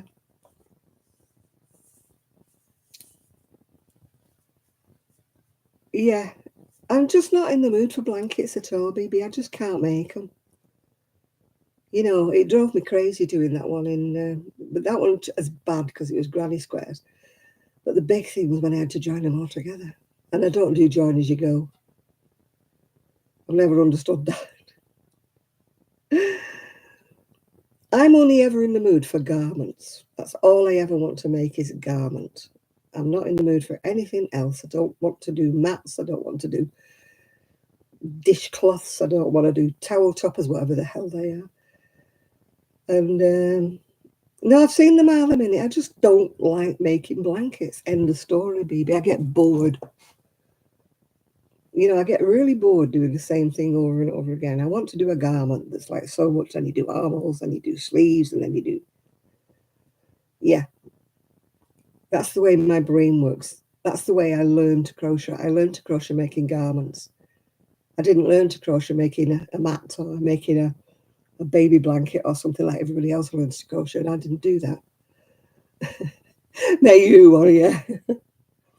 I have got loads of people in my knitting club that say, oh, you make me a cardigan. You know damn well they want you to give it to them. They don't want to even pay for anything. They don't want to. They just, yeah. Yeah, I love making shawls. That's the one thing I do make is shawls. But then, of course, you can't sell them because nobody wants them and you find it hard to give them away. People associate shawls over here in the UK with grannies. Yeah, grannies wear shawls over here in the UK. And you cannot get past that mindset that grannies wear shawls, yeah. It's very difficult to get somebody younger to say, oh, you can wear it around your neck, right, over your coat like a, you know. But I mean, there's certain things over here in the UK that just don't sell at all. Yeah, people in the US make them, and they can't make enough of them. They're going and then we've got the problem for making amigurumis. We've got this problem. There's laws that everything's got to be tested for fire. It's got to be safety ice, safety stuffing. The wool's got to be safety stuff. Stuffing. It's so hard. You cannot. And if it looks vaguely like anything that's like Disney or anything, you get in trouble because you do copywriting. In America, they don't seem to bother. You can do stallfuls of stuff and nobody says a bat an eye, But over here, they'd be on you like the police would be. Well, not the real police, but the copyright police or whatever. Yeah, I used to sell everything, more or less everything, to America. And I can't do it now, Chris, because of the shipping. I could sell a hat, say, over here for £10 with £4 shipping. To sell a hat to America for £10, it would be £15 for the shipping. So, and it's the same the other way coming in. I can't order from Ice Yarn anymore, or Hobby or Hobium, because I'm paying import duty, VAT, I'm paying astronomical postage. So anything I want to order, like from Ice or from anywhere else, just costs me so much money. People say, oh, but they have Ice on eBay. Yeah, they do. But it's all the rubbish that people have bought and don't want. That's what. Oh, God, yeah. Our post at the moment is dismal. Yeah. It's dismal. I mean, somebody was complaining that they hadn't had Daniel's parcel, whatever it was. And I'm saying, well, no wonder. It's probably still stuck in the UK because the Royal Mail's on strike. DPD are throwing the parcels anywhere. And as for that Every, I mean, God, yeah. It's a joke with Every. They never give it, There's a local post Facebook page around here. They're always saying, has anybody seen the Every driver? We're expecting a parcel. They're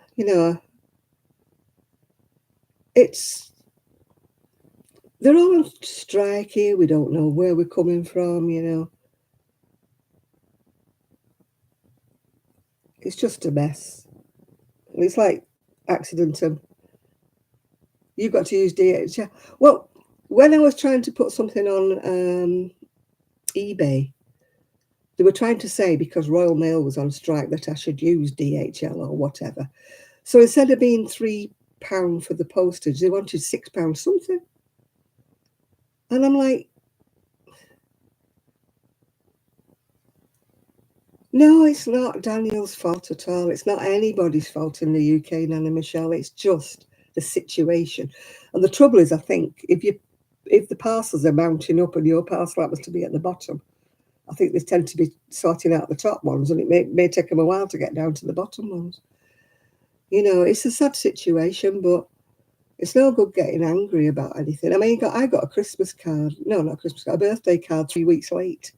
And it was only a birthday card. And it'd been posted before the day, and it took 3 weeks for it to arrive. And I just got a Christmas card yesterday. It's just the way that things are at the moment, yeah. And it's not just Royal Mail, it's DHL, it's Every. Amazon's about the only one that's actually delivering on time, yeah. They're about the only ones that are.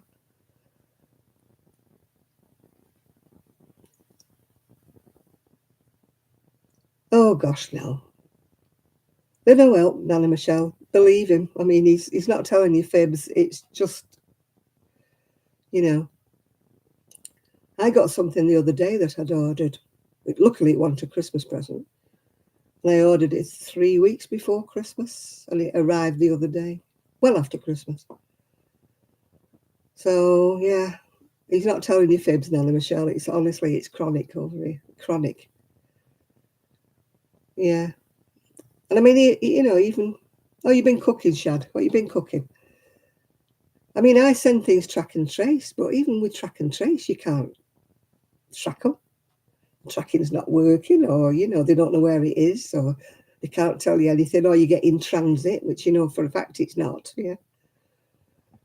Yeah. Yeah, it will probably turn up eventually, Nana Michelle. It's just it may take a long time. Yeah. No, it's not just Daniel. It's anybody that sent anything. That's why I didn't put any of my wool on eBay before Christmas. I thought there's no point.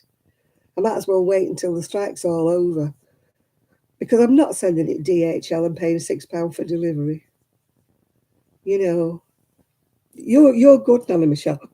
It's just other people that are slagging people off, saying I've ordered this and it's not come. Blah blah blah.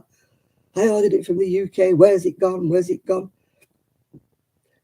And people are so impatient. It's not anybody's fault.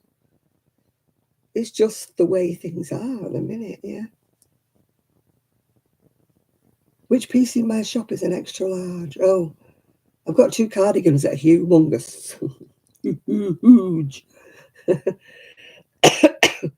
I got told to make big cardigans and I did, and nobody wanted them. Yeah. Oh, oh. It's not as tiny, Shad, I'm sure, as some of the ones I've been watching on YouTube. When I couldn't sleep the other night, I was watching tiny houses on. Some of them, honestly, about the size of a dog kennel. And I'm thinking, well, how do they go potty? There's nowhere for them to go potty. That is one thing. I could not live in a tiny house if there was no place to go potty and have a shower. Yeah. No, couldn't live in one. Yeah. 44. No, not really. Well, it is a larger one over here. Yeah. Yeah. I'll have to have words with you. I'll have words when I go back in the shed, and I'll let you know. Because most of it's hanging on rails now, so I can let you know.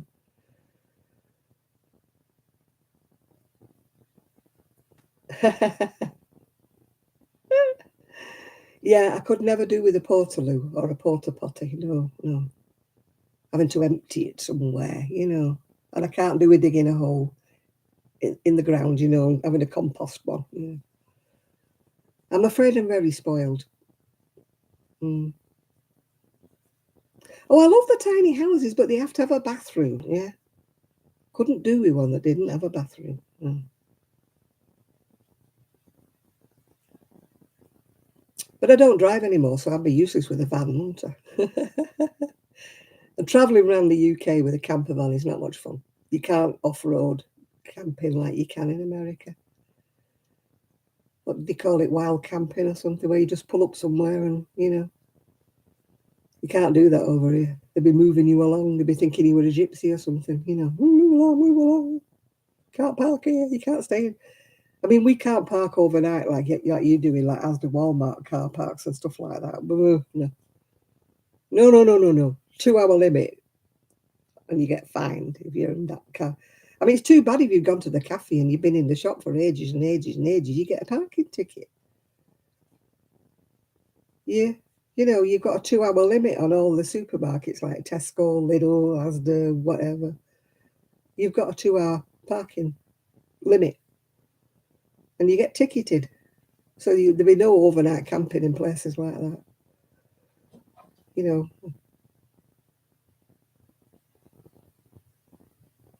Oh, I've been all good up there with my dodgy pins,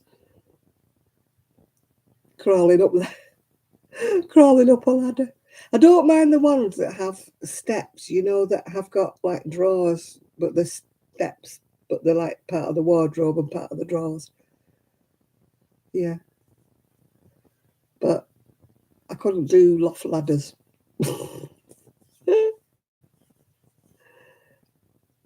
I need like a big RV if I was going to do anything like that. I won't be driving it anywhere, but I need a big RV linked up to the mains. I'm a soft camper. I couldn't be doing with, this Calagas stuff and all that. No electric and Calagas and stuff, generators and stuff like that. Because I don't have a car, I'd have to be somewhere where there was a shop and people. So I don't think it's for me. I'd have to have 2 tiny houses, Shad. One for me scooter and my wool, and one for me. side by side with a link, yeah. Oh, no, my days of lying on the floor are over. No. And it's too cold in the UK most of the time anyway. It's all right if you're somewhere warm, isn't it, I was watching Mama Kayla, and she was saying her pipes had frozen, and I'm like, you don't live anywhere cold. How could your pipes freeze? I mean, over here we've had like -10, -11. I can understand. Sue's pipes froze. She had no water for 3 days. And, I can understand that, but I couldn't understand why my mama's pipes had frozen when it wasn't that cold. And I'm thinking, it didn't even get to the minuses, so I don't understand how her pipes froze. She didn't have snow or anything.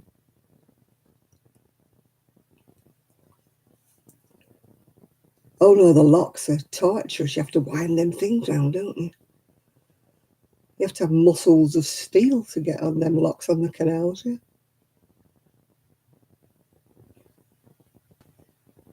I wouldn't mind a camper if somebody else was driving. And we only went to campsites where they had toilets and showers, yeah. The trouble with a camper van is that you can't take it shopping, can you, really, You have to have some other form of transport, like a push bike or something, or a bike on the back, yeah. 32 is freezing. God, 32 would be a summer's day, yeah. I don't know what it is today.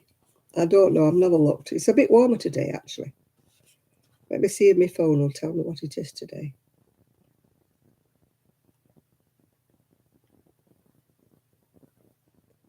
9 degrees. That's not a cold day today. 9 degrees. 32 wouldn't be freezing. 32 would be.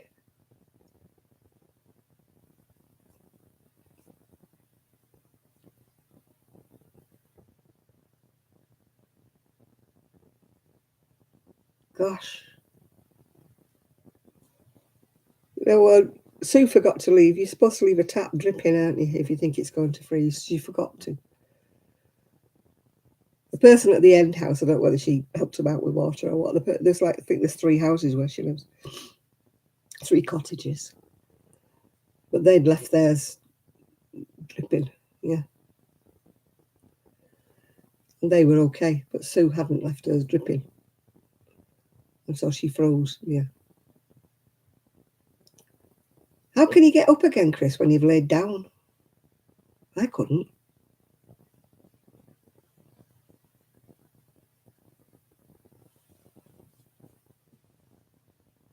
Eight degrees Fahrenheit. Yeah, well, ours is 9 degrees Fahrenheit. But nothing's frozen.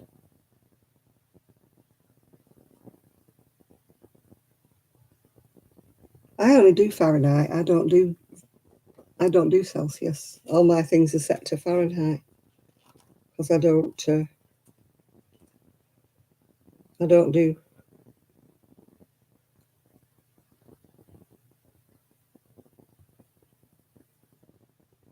Yeah.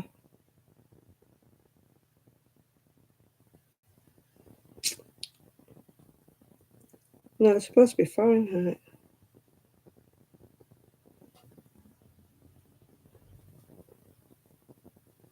Let's see what it says. If it'll let me. My phone's got a bug on it. Fleetwood weather. Oh, it's hot today. It's 47. 47 today. That's hot. That's hot for us. Oh, dear.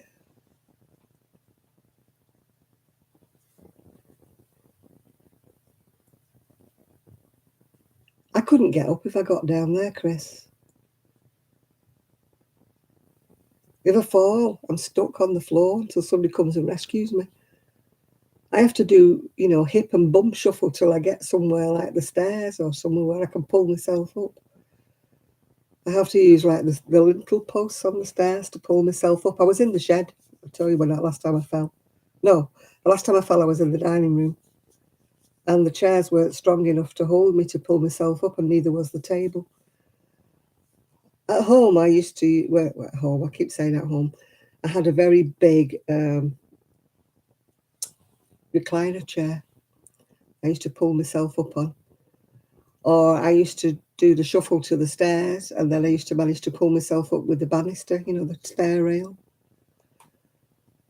And if I fell upstairs, I used to shuffle along the landing till I got to the stairs, drop my feet over the stairs and pull myself up on the stair rail. Because once I'm on the floor, that's me finished. I can't get up at all. The last time I fell over in the shed, I was just, my son and daughter hadn't been in, daughter-in-law hadn't been in. I'd have been in the shed yet. If I'd have been living on my own, I'd have been shouting, help, help. Calling the fire brigade to come and pick me up. Yeah, I'm sure they'd all love that. Yeah, wanting to break in through the garden gate because it's locked, you know, because of the dogs. Yeah, having to break in through the garden gate and come and rescue me. And I didn't even have my next door neighbour's phone number, otherwise I could have asked him, could he come and, you know, move the fence panel, I can come and pick me up. So I was a bit stuck. Luckily, my son and daughter-in-law were in, so they came and picked me up off the floor in the shed. My son said, how did you fall? I said, well, if I knew that, I wouldn't have fallen, would I? 1 minute, I always fall backwards. 1 minute I was on 2 feet, and the next minute I was on the floor, sat in a plastic box. No, I've got a fake knee on one side and the other knee's jiggered, to put it politely. So I cannot put my weight on knees. I can't. I used to always do that. I used to always turn over and get up from my knees and push myself up. But I can't use my knees. I can't put any weight on either of my knees. So I'm stuck. That's how come I got stuck in the bath one time, because I couldn't turn over and get myself on my knees and push myself up. And I'd stupidly bought a bath without the handles on the side, so I was really stuck, and I was stuck and stuck. And eventually I managed to, I thought, well, if I pull the taps off the wall, I'll pull the taps off the wall. So I had to shuffle to the end where the taps were and pull myself up with the taps, which didn't do me taps a whole lot of good. Anyway, after that, I bought a shower. I had a shower fitted instead.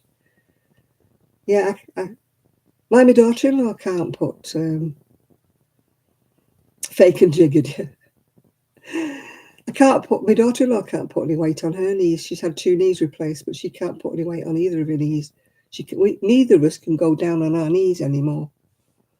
We just can't. And I said that when I went back, you know, to see, because my knee's never been right. And I said to him, you know, what can I do? And they said, no, you never will put your weight on your knees after you've had a knee operation. I thought, that's not what they told me when I went. That's why I won't have the other knee done. It's jiggered, my other knee's jiggered, but I don't feel like putting myself through any more operations. I know it sounds a bit what's it. My hip needs doing, and I don't want to do it. Yeah. Yeah. I don't take my stick with me. I'm an idiot, I know. And I was looking at my shelving's plastic, and my son has fastened it to the wall. But I still didn't think that it would hold my weight if I pulled on it, you know, to get myself up. It probably would have done. But with it only being plastic and not wooden, I didn't want to take that chance, yeah.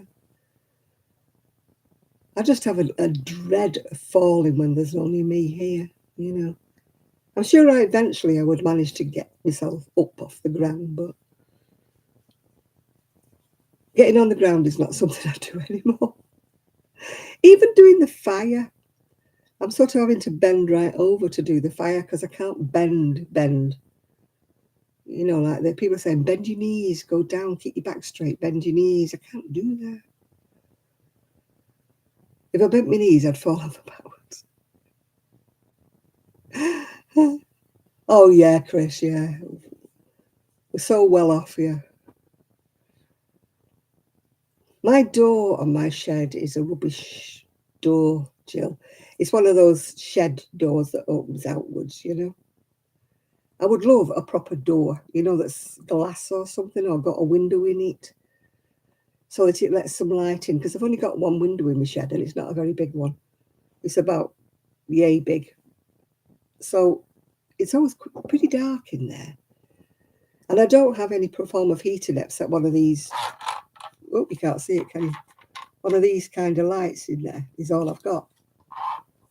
So, you know, if it starts going a bit dim or something, I'm stuck in there. I can't do anything. I could get some more light in and get some that plugs in somewhere, yeah. But I really would like if it's summer, I don't mind having the door open, you know, even though the dogs come in, but they get fed up after a bit. They come in, sniff about, you know, see if there's anything on the floor they can eat, and if there isn't, then they go. But when it's raining, obviously, or cold, and I've got the heat on, I don't want the door on. So I think I probably would spend more time in the shed if I could actually see. I shall have to see about some more lighting. I shall have to have words. But my first job is to get stepping stones, because I am sick of wandering across wet grass. Because, of course, it's a bit longer than it should be at the minute, because you can't... Yeah, I could hang a rope. I could probably pull the ceiling down.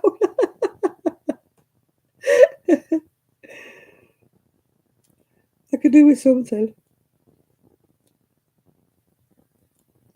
See, it's not so bad if I fall in my bedroom, because I can heave myself up on the bed, you know, because the bed takes up most of the bedroom anyway, because my bedroom's so tiny.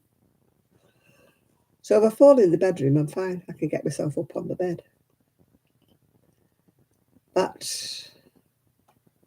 And in here's not so bad, because I can get to the sofa here, or I can get to a chair, yeah.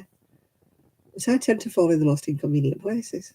Touch wood, I haven't fallen outside yet.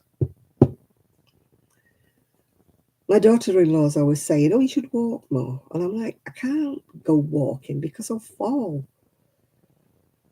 And I always go backwards, so I always crack my head. And there's only so many times you can crack your head without giving yourself a fractured skull, isn't there, you know? I mean, my goodness, I have belted my head a few times. It's a wonder I haven't got any brains. You know,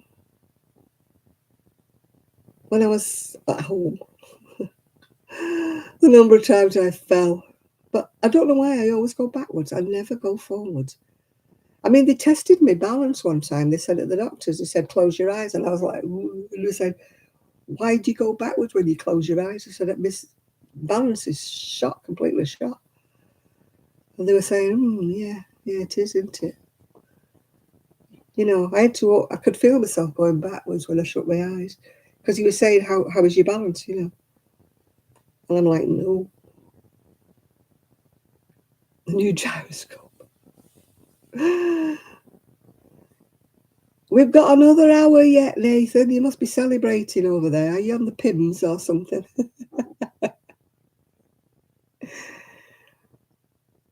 Yeah, we're hoping 2023 is a bit better than this one's been. All we've had is wars, pestilence, fires, floods, God knows what, haven't we?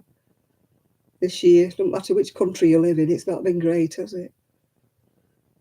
People getting shot, people getting knifed. I don't know what's happening to this world. It's getting more and more violent with every minute that goes by. Let's have a bit of peace and love. You know, let's stop knifing each other and killing each other and shooting each other and doing whatever else they do at each other. You know, let's be peaceful for a change. Stop getting riled up with everybody else, yeah. It'll never happen, will it, you know? The reasonable people amongst us, which we all are on here, you know, the peaceable kind, you know. Yeah, when I was young, Chris, I mean, you could go anywhere. Yeah, I did get attacked, but that was just an isolated incident. It wasn't part of the, you know, normal. I could go anywhere. I could walk out late at night. I could go any place and never feel scared. I mean, now even on my scooter, I feel scared when it's night time, and it's very quiet around here, believe me. Oh, I'm back. Yeah, oh, the hippies, yeah, that was my era. Peace and love and all that jazz. I was never one of the weed smoking hippies, but I was a hippie in every other way, yeah.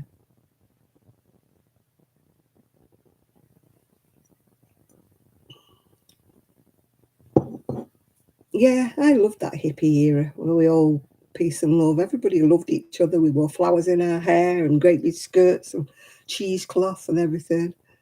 No, I never wore a cowbell. I used to wear the big jewellery and stuff, yeah. It was all pendants back in the day. I used to wear them. They were like painted on stones and stuff. I used to buy them from these like hippie shops. I used to love St Ives and places like that because there was all these hippie shops. Crochet was all crazy then. People were wearing crochet shawls, crochet waistcoats. And we used to wear suede waistcoats with all the fringe on. Yeah, it was absolutely great. I loved that era. People were happier back then. There was none of this fighting stuff and, you know. I mean, I'm glad I lived through when I lived. I had a brilliant childhood.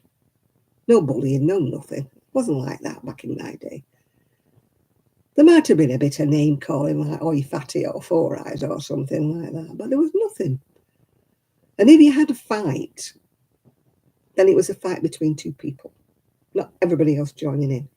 You know, it weren't like five guys against one. The two guys would just slug it out if they had a problem. You know, they'd fight each other, but nobody else would join in. They'd stand there and hold his coat, but they wouldn't join in, if you know what I mean. And there was none of this shooting people and knifing people and all that. But there wasn't, I mean, there must have been drugs. There was weed and stuff like that, marijuana and stuff. But I don't remember anything stronger. Like maybe I didn't move in the circles for cocaine. It wasn't a poor man's drug of the day. Maybe the upper class, I could afford cocaine. I don't know. It wasn't in my little sort of world, if you know what I mean. But yeah, few people used to get drunk, of course. People have always got drunk, haven't they? People have got drunk ever since they invented alcohol. But they weren't drunk and abusive. They were drunk and silly, drunk and funny, you know. And they try and swipe at you and fall over, you know, because they do a full circle. You know, I can remember when drunks were funny. You know, they were amusing. They didn't clog up A&E, you know, fighting, bits hanging off of them and stuff. If you went to A&E, like on a Saturday, it was all full of sports injuries. You know, people who'd been playing football and stuff. People who broke their ankles, broke their arms, broke their... There was no drunks there. You know, you used to avoid A&E on a Saturday night or a Sunday morning because you knew it'd be full of people, sports injuries, you know, footballers usually. They'd be there in the shorts full of mud and stuff, you know. That's why you used to avoid A&E. But it was never drunks fighting and slagging off the nurses and stuff like that. There was none of that. I mean, you'd have the usual road accidents, which you get all the time, you can't afford, or, you know, avoid, and people with heart attacks, which again is something that is. But that's what A&E is for to me. A&E is for somebody who's broken a limb or done something to themselves, somebody who's had a heart attack or something really major, or a very bad asthma attack or something, and people who've been in accidents, road accidents and stuff. Anybody else shouldn't be there. You know, they just shouldn't be there. If you're drunk, you shouldn't be there. If you've overdosed on drugs, I'm sorry, but you shouldn't be there. People whose little finger hurts, they shouldn't be there. You know, even people who've hurt their backs and that, no. Go to the doctors. Go to the walk-in centre, rub your back with something and tough it out. I think they're a nation of wimps at the moment. They're at A&E with nothing. That's why A&E is so swamped, is because they can't cope.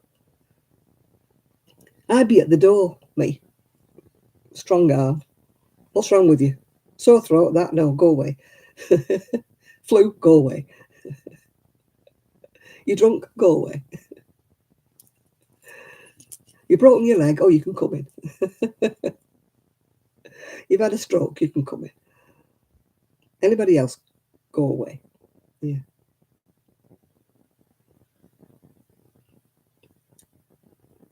The problem is with the UK is you cannot see the doctor. That's the problem. If you could see the doctor, people would go. I think they should have like triage nurses, you know. They're fully qualified, you know, or nurse practitioners and things like that, where you go there and they tell you they think you need to go to A&E. Yeah. 111 is not good because they just say, oh, yeah, go to, yeah. Oh, yeah, they used to throw them in the nick, didn't they? They used to just arrest them and chuck them in there while they sobered up. I used to have a friend who regularly got smashed out of his head. He turned out to be such a lovely boy when he grew up and became an adult, if you know what I mean. But when he was a teenager, he was forever in the local nick for being drunk. I mean, they didn't used to charge him. They used to let him sober up, didn't they, and kick him out the following morning, you know. He used to think it was quite funny that he got arrested every Saturday night. Anyway, he grew up and he matured and he turned into a fireman in the end. So, you know, he made something of his life. It was always a joke. Where's Rick been this weekend? Oh, he's been in the nick again. He got drunk. But now I'm sorry, but if you get yourself in that state that you're so drunk that, you know, they should have a drunk tank like they do in America, shouldn't they? Shove them in the drunk tank. If they're just going to throw up, just give them a bucket or something, you know. They don't need any help. They just need a bucket, don't they?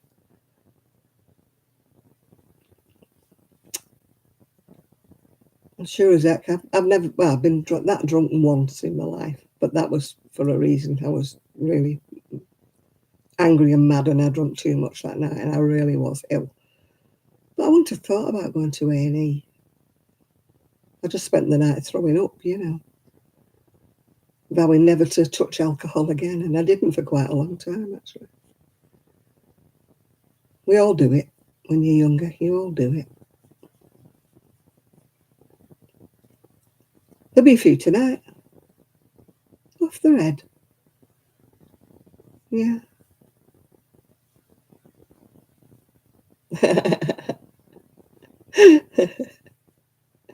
That sounds more like it, yeah. That's what they used to do, Munchkin, yeah.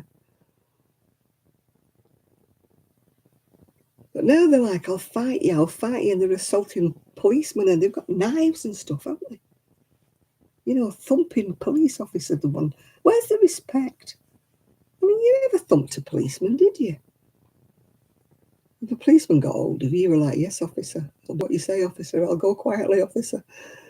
And there was none of this. I'll fight you. I know where you live. F you, officer. Yeah, none of that. I don't know what the world's coming to. The world is a weird place. Not for the better.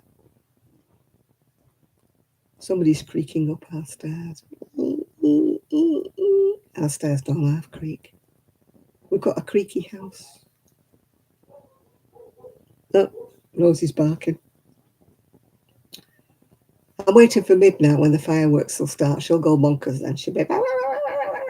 She'll go berserk. Somebody started yesterday, actually. And it wasn't even midnight. Fireworks were going off like the clappers here. It wasn't. It's not Diwali. It's not anything to do with the Muslims. It's not anything, is it? I mean, New Year, I can understand why they set off fireworks every now and again, but not yesterday or last night. Unless they got the dates mixed up, you know.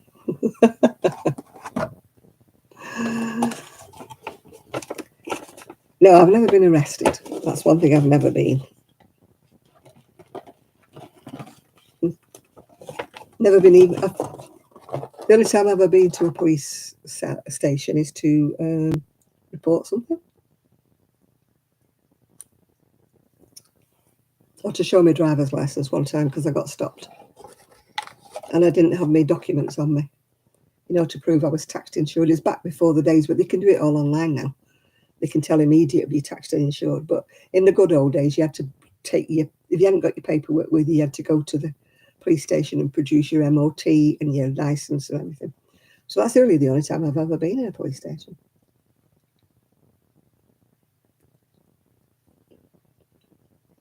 Oh, once when I had my purse stolen, I had to go and report it. But thankfully, I've never done anything that I needed to be in a police station for. And unless I turn into a belligerent old pensioner, I don't think I will.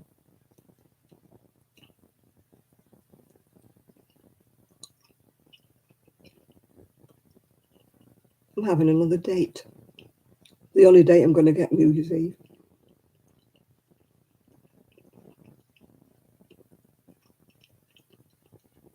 I need a drink for the new year, don't I? I've got some Baileys there. I can have a drop of Baileys, couldn't I?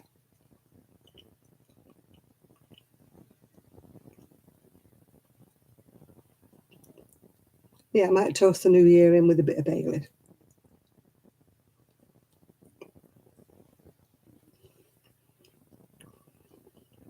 You've got fireworks already. Somebody's a bit eager, aren't they? It's only 11:15.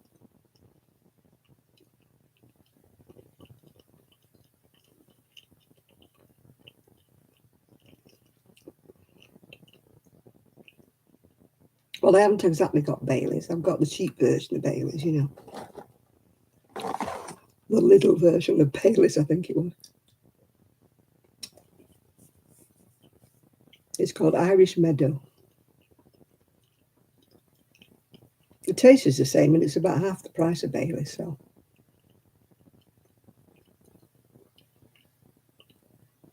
I'm not a labelled snob. Besides which, I'm not a connoisseur. Like some people will only drink this or that or the other, won't they? I'm not a connoisseur. Well, you can tell because I drink Lambrini or Lambrusco, so you can tell I'm not a connoisseur. All these people who sniff the wine and roll it around their palate and that. Yeah. Hi, Mel. Hello. Happy New Year to you when it comes. Yeah. You doing all right, Mel?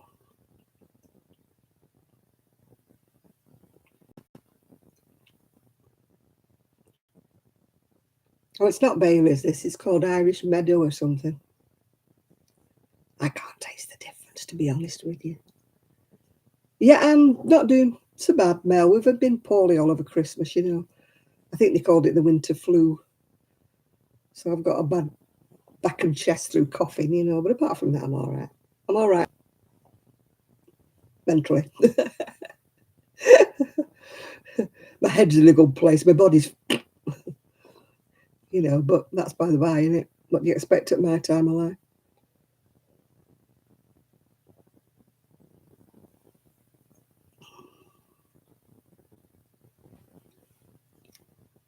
You've had bronchiolitis. I think my son went to get his prescription from the doctors and they had the COVID screens up again and they've all got the masks on again.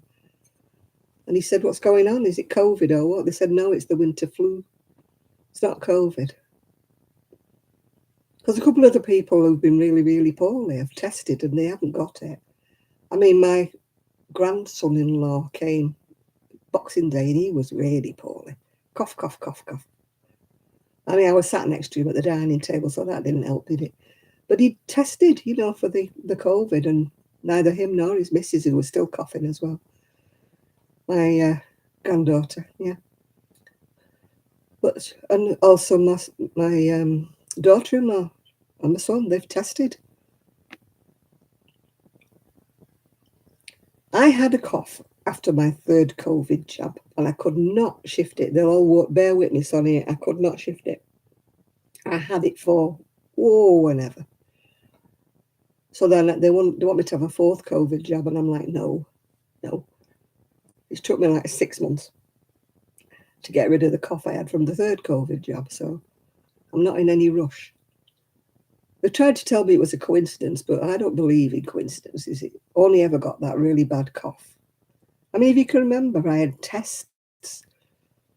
I had chest x-rays. I had everything. I had sputum tests. I had everything, and they couldn't find anything wrong with me at all. And yet I was cough, cough, cough. I was like a sea lion, honestly. So I'm blaming COVID for that, yeah. Hi, I'm Michelle. How are you? Nearly time for 2023. Let's hope it's a better one than 2022. Has anybody had a good 2022? Hold your hands up. Has anybody had a good 2022? Ours hasn't been that good at all. It's not been desperately bad, but it's not been that good. I'm hoping I've won the 15 million lottery tonight. What do you say? There's some hope and Bob hope, yeah, I know. No, it's not been the best, has it, Mel? Not been the best at all. I've had my flu jab. I have had that munchkin, but I am not having another COVID unless they press gang me into it. I am not having another COVID jab. They were trying to convince me at the doctors, and I said no. I said, it is voluntary, isn't it? And they said, yeah, so I'm not having it. And then they tried to persuade me at the chemist, pharmacy, whatever you want to call it. And I said, no, I'm not having it. And they're going, no. I said, you can say what you want, but I'm not having it. It's not compulsory. You're not going to hold me down and inject me, are you? And she said, well, no, it is voluntary. So, well, I'm not having it now. I mean, my friend's just had a bad do of COVID, and she's had 5 jabs. 5. And yet she's just had COVID really bad. So, I'm sorry, but why are we having all these injections? I had my 3rd one, and I'm not having any more, Jean. As I say, my friend's had 5 jabs because she's a vulnerable person. 5 she's had, and she's still got bad COVID. She was really poorly with it. So she might as well have not bothered.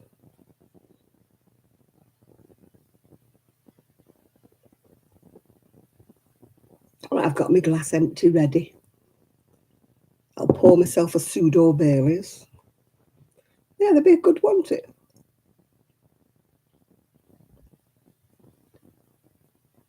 Yeah, I mean, I went along with it, Chris, thinking, yeah, I believe you. It's, going to stop me from getting it and all that. But so many of my friends who've had 4 and 5 injections have had COVID this year. So, I mean, so far I've tested myself, and I've not hit, excuse me, disappearing for a minute, but I'm just getting my pseudo Baileys. My fake Baileys. There you go. Irish Meadow.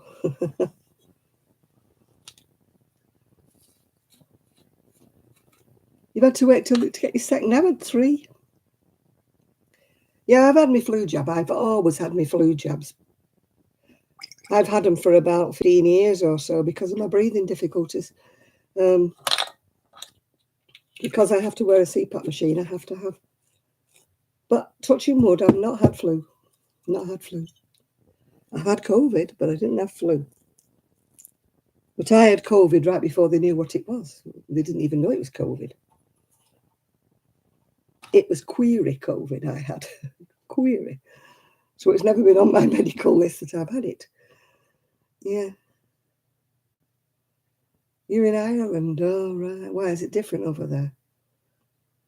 I suppose every country. Well, it's not a different country, is it, Ireland? But you know what I mean? Every place like Scotland and that has different rules, don't they, for medical? I mean, Sue's in Scotland now and she's finding it a whole different ball game with her medical. I mean, at one time it used to be much better in Scotland. You got much better care than you did in England. But just recently it seems to, she's having to wait for things, yeah. Yeah, I can't understand why. We're sort of all part of the British Isles, aren't we, really?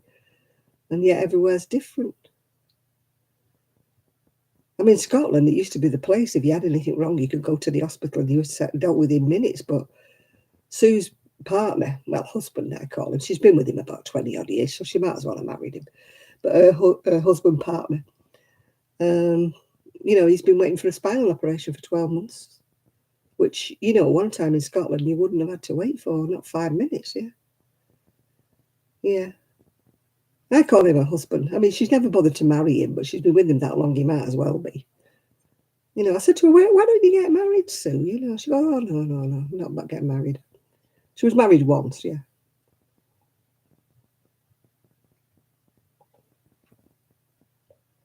She was married to her first husband, like, you know, the father of her kids, yeah. But then that ended, her marriage ended. And then she met John. So she's been with him for, oh gosh, yeah, I don't think I could get used to one of them. I suppose it's not so bad if you live alone, is it? You know, if you have a few whiffs, it's not so much, not so bad, is it? But, you know. Have you got a shower there, or is it just a loo?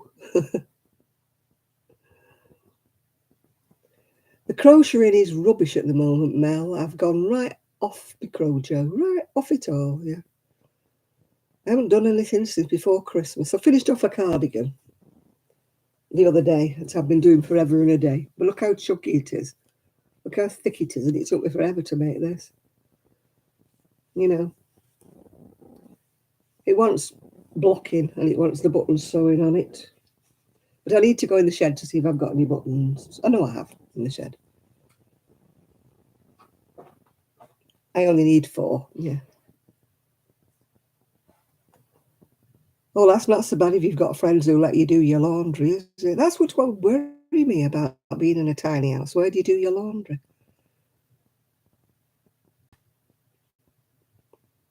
I guess I'm just a spoilt woman. No, I've not picked it up. I don't know why. I've just gone off the whole thing, Mel. You know how much I used to crochet. You know how much. I was thinking that the other day. Do you remember when we all met up in Manchester? Oh, that seems forever ago, doesn't it now?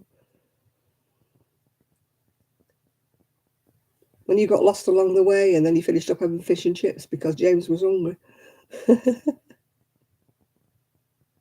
Oh dear. That seems a long time ago. It must be about 10 years, I think, now.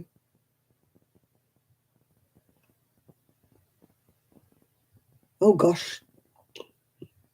My grandma used to do that, yeah. We used to call it a what do you used to call it? That plunger thing, a dolly tub or something, yeah. Yeah, it's about 10 years ago, I can remember.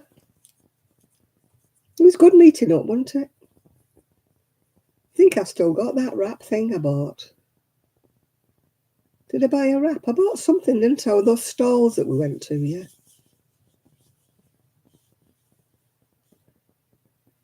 Oh no, we used to have a posser. That's what it was called, a posser. It looked like a little tiny stool with 3 legs on a broom. And you used to poss your washing up and down.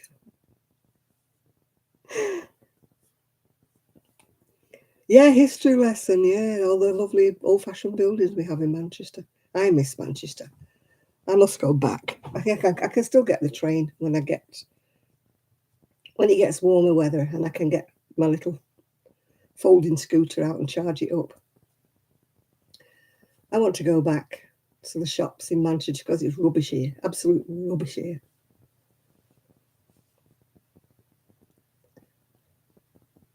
No, I can imagine, Shad. Oh, I'm afraid I'd be sleeping downstairs on the sofa. I'll be saying, sod this for a tale, I'll get a sleeping bag and I'll sleep on the sofa. I wouldn't be crawling up there to bed.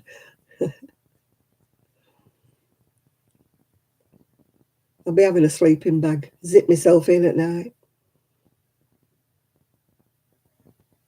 I had one of those at home, actually, but I got rid of it when I moved here. I wish I hadn't either. I used to love being in the sleeping bag. It had a hood and zip myself up. It used to be great. Lie on top of the bed with you zipped in your sleeping bag. It's like a cocoon. It's really cozy. It's like, you know, it's just like I can't explain. I just like being. I roll myself up in my duvet like a sausage roll. That's the way. My mum must have wrapped me up, I think, when I was small, because I've always liked being sort of tightly wrapped up, if you know what I mean. So I loved my sleeping bag, and I'm sorry I didn't bring it with me. I might get another one, actually. My son would say, what you got a sleeping bag for? But it was so cozy and so warm, and I made myself, out of an old sheet, I made myself a liner, so that you could take the liner out and wash it, yeah. It was so cozy, especially with the hood up, yeah. On cold days, it was fabulous, because I never had heat on in my bedroom. I'd heat everywhere else in the house, but I never put the radiator on in my bedroom. And I used to love my sleeping bag. But I got persuaded, like my son. You don't need that, you don't want that. There's a lot of things we jettisoned that I wished I'd have brought with me. Loads of things. Sleeping bag, one of them.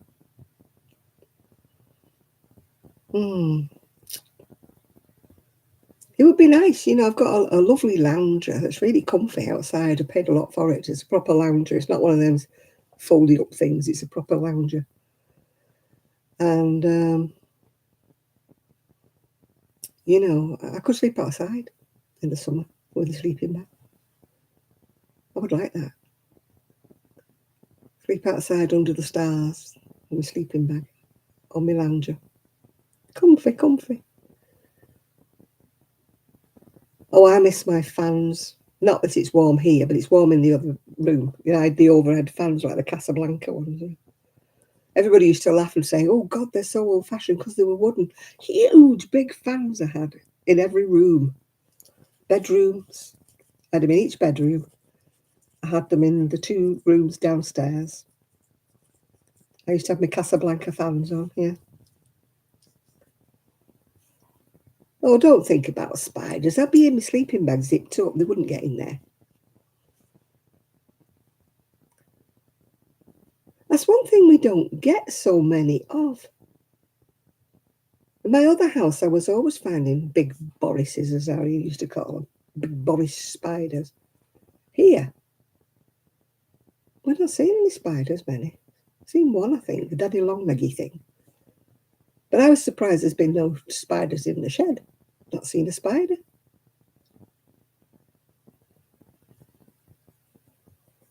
Yeah.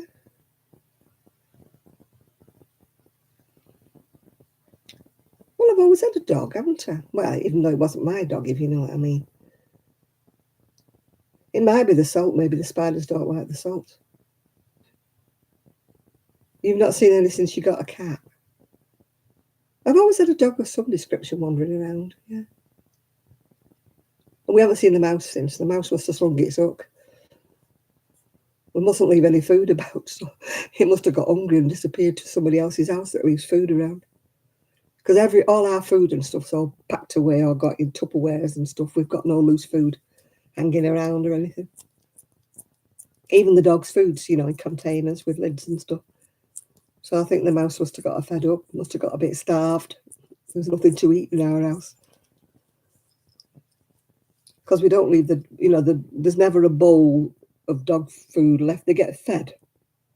Then the bowls get lifted up and washed. So there's never any like biscuits for the dogs around. So I think the mouse got fed up and went somewhere else. Yeah. So, the bread's in a tin, the butter's in a dish, food's in the fridge. You've not seen anything since you got a cat? No, we had that one mouse that haunted me for about 2 or 3 weeks, and then it's vanished. We put the straps down. Never caught it with the traps. But the traps are still down in different places, but no sign of a mouse. No sign of a moosey. We had one when we first came, but that was because we had holes in the skirting board and holes in the wall that went outside and stuff. But since we plugged all them up, that was the first mouse we had.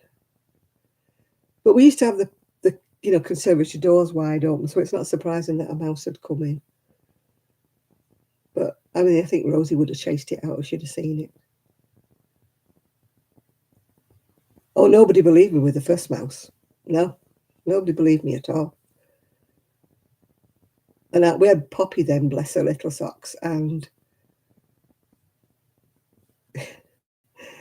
she couldn't catch a cold, yeah.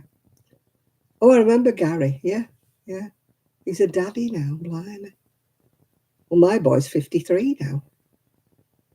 Boy, do I feel old. Yeah, didn't you have any other grandchildren, Mel? Or am I dreaming? I thought you had grandchildren before.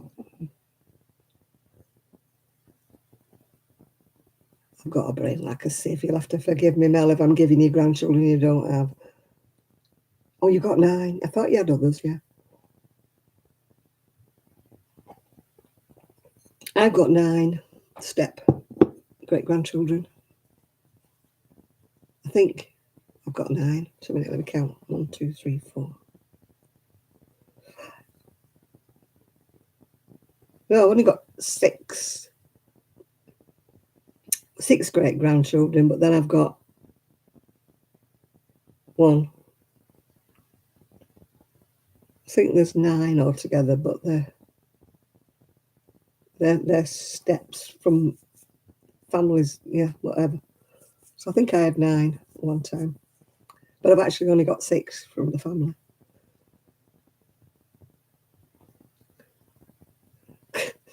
You get me up and down. Well, you must be building strong then, Shad. Even though I've lost weight, I'm still a hefty mumpter. I need to lose more weight. I have lost weight over Christmas, but that's just purely because I've not been eating. It'll all come back. It's just false losing weight, if you know what I mean. Fake losing weight. We can all lose weight if we don't eat, but then as soon as we start eating, it all comes back again, doesn't it? I'm not putting weight on. That's one good thing. I am not putting weight on. But I'm not losing it either. But I'm not trying, so I can't complain. I keep saying I'm going to really start. Oh, thanks, Mel. I've lost about 3 stone since you saw me last, though, Mel. And I can't walk anymore. Well, I can physically walk. That's a bit of a daft thing to say. I can physically walk, but I don't walk because it hurts so much. Yeah. I mean, I struggled when I met you. I was struggling when we were walking, but now I rely on a mobility scooter 9/10 of the time. So, yeah, I used to be 18.3, and I weighed myself this morning. I was 15.1. So, yeah. So that's 3 stone, 2 pound. But like I say, some of that is because I haven't been eating. So that's false. Yeah.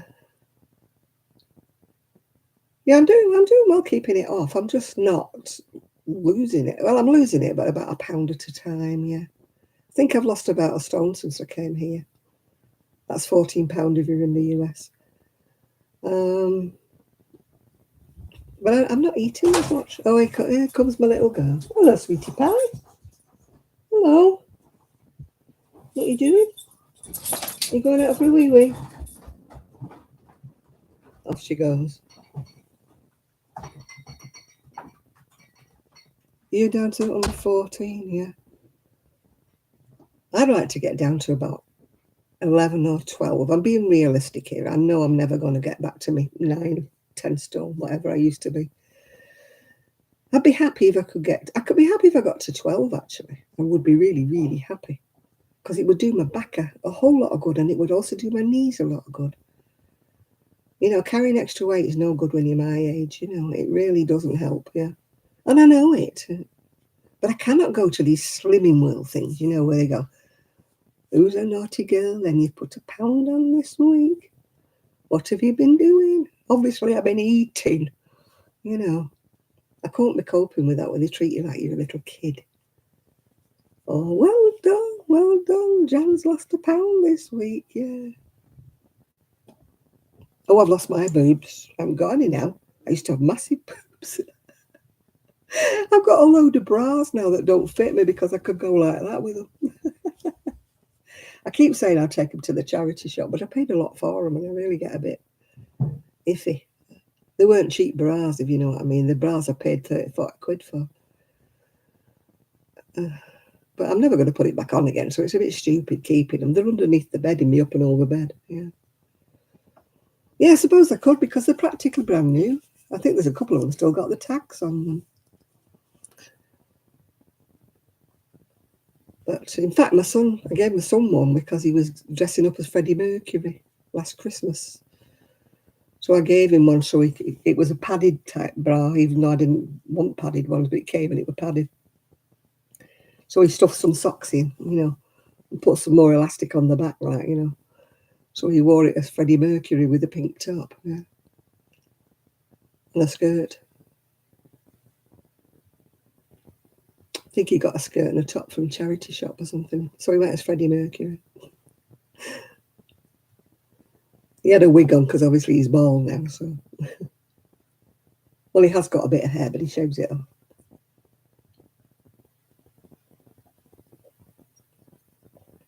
"20 minutes to go, and then it's 2023. Happy New Year." We haven't got any fireworks, have we? I should have got a sparkler, shouldn't I?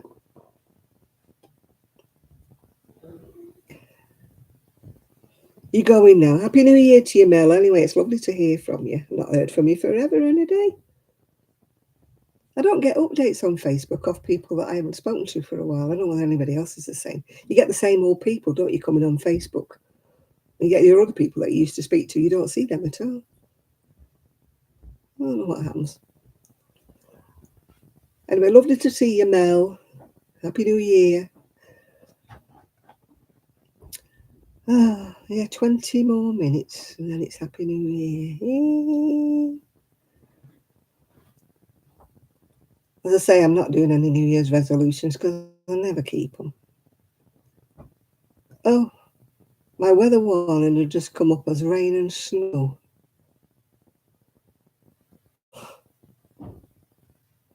Raining or snowing, it's 48 degrees.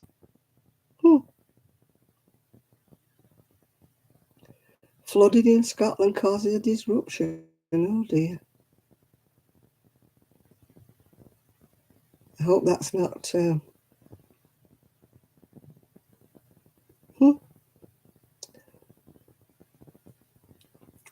Hope that's not anywhere near Sue. Hope she's not flooded. 1 minute she's got no water, the next minute she's underwater. No, I hope it's not. I don't think it'll be her.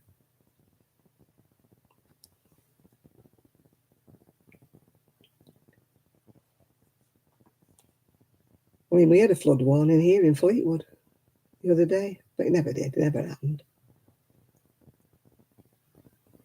The only time we are liable to have a flood is when it's really high spring tide. But it doesn't actually come over the top here. It comes over the top in Cleveland. It comes over the top in parts of Fleetwood. What they call overtopping, and it comes over the seawall. But it doesn't here because we've got quite a high seawall and we're quite a way back from the seawall. And there's also a gully on the other side of the seawall. So if it did come over, it would go in the gully. They built it that way. It's like a precaution, if you know what I mean. If it does come over, it goes into this big dip. It's like grasslands, but it's a dip. Because when it's been raining really hard, it does actually flood a bit in the bottom of there. So I think we're, touch wood, I think we're pretty safe here. Yeah, it could be Edinburgh. Although every time I see a picture of Edinburgh, it's always like that. It's like Whitby, isn't it?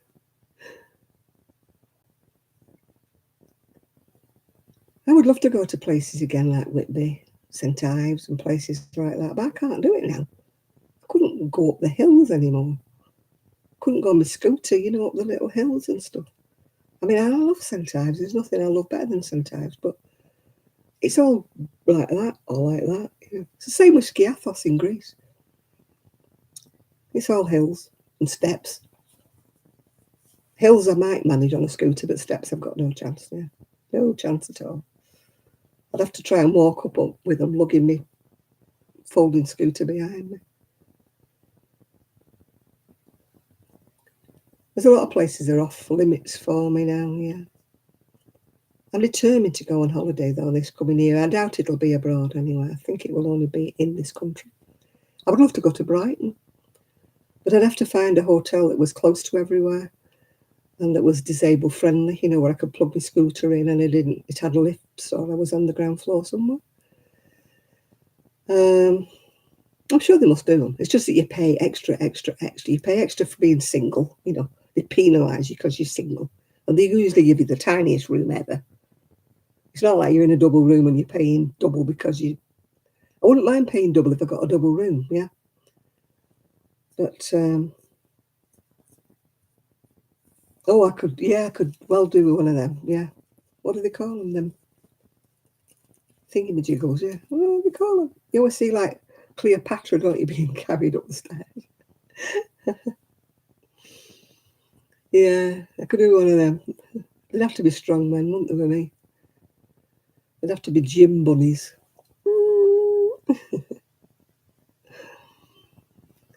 But I'm sure I will find somewhere. As I say, I don't mind paying for a double room if I get a double room. But I don't like paying extra for being single when they give you the tiniest room that's like a cupboard and they give you a single bed. And I'm like, hey, I'm paying double here. At least give me a double room. You know, at least give me a double bed. Yeah, litter, yeah. They used to have them, didn't they? Because I used to watch Carry On films where you sat in it, didn't you? And they used to pick you up on poles and run along with you.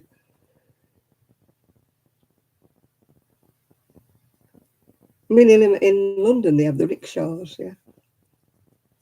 Whereas a bloke peddling like hell, I used to think, poor sod, you know, if he gets a big hefty woman in it, or a big hefty fella, or a hefty couple. We used to have a couple that used to come in our shop, and my goodness, they were big. They were big. And their son and their daughter were also very, very big. And they were always going abroad. And my dad used to say, oh, God, I bet the hoteliers looking a bit askance like when they're walking through the door. You know, thinking, oh, my God, our beds, you know, because they were big, hefty. Yeah. Anyway, the husband sadly passed away. He had a heart attack when he was about 50. And his wife lost loads of weight after that. Whether it scared her or not, I don't know. But she did. She lost absolutely loads of weight after her husband passed away.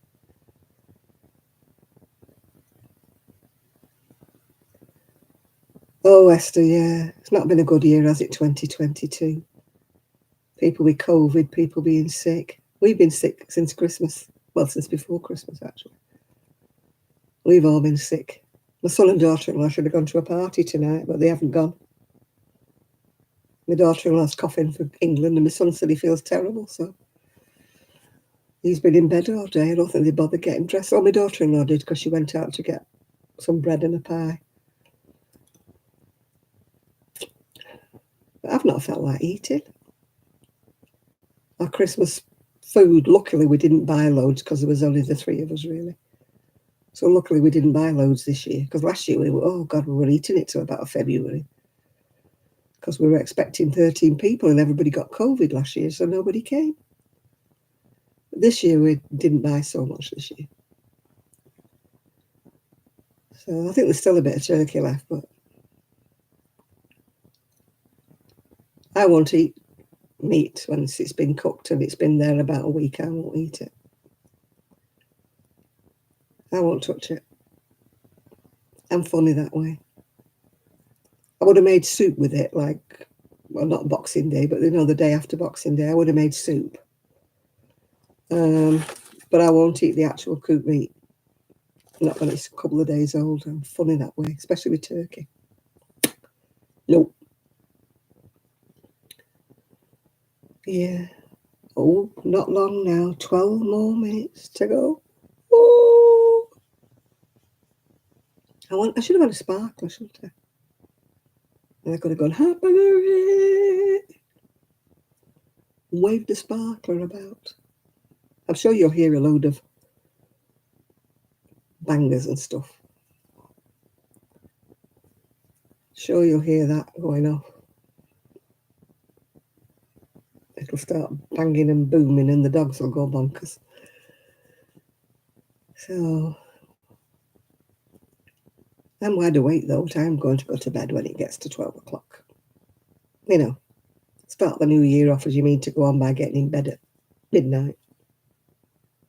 I don't sleep when I get in bed, but they say if you have insomnia, you should still go to bed at the same time. You shouldn't just stay up until you feel tired, because that doesn't work. It doesn't with me anyway.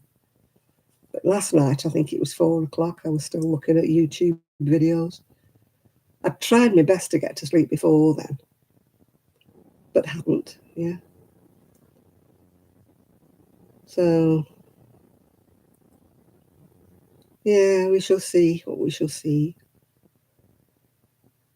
I need to make my New Year's list, don't I?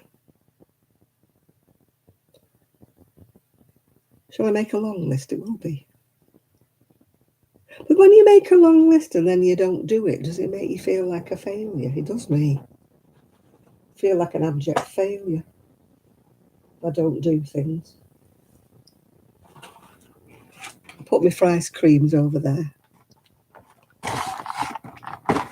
Yeah, I know there's always good and bad, but I'm talking about health-wise. I just hope I'm a bit better health-wise this year, than I was last year. Or if I'm not, I'm going to be more... I mean, I've only seen one doctor in the 2 years I've been here, and he was a fat lot of good. I'm changing doctors in the new year, by the way, because my son's doctor's far better than mine was. Be a bit more adamant, like saying, I really need to see an orthopaedic surgeon. I really do need to.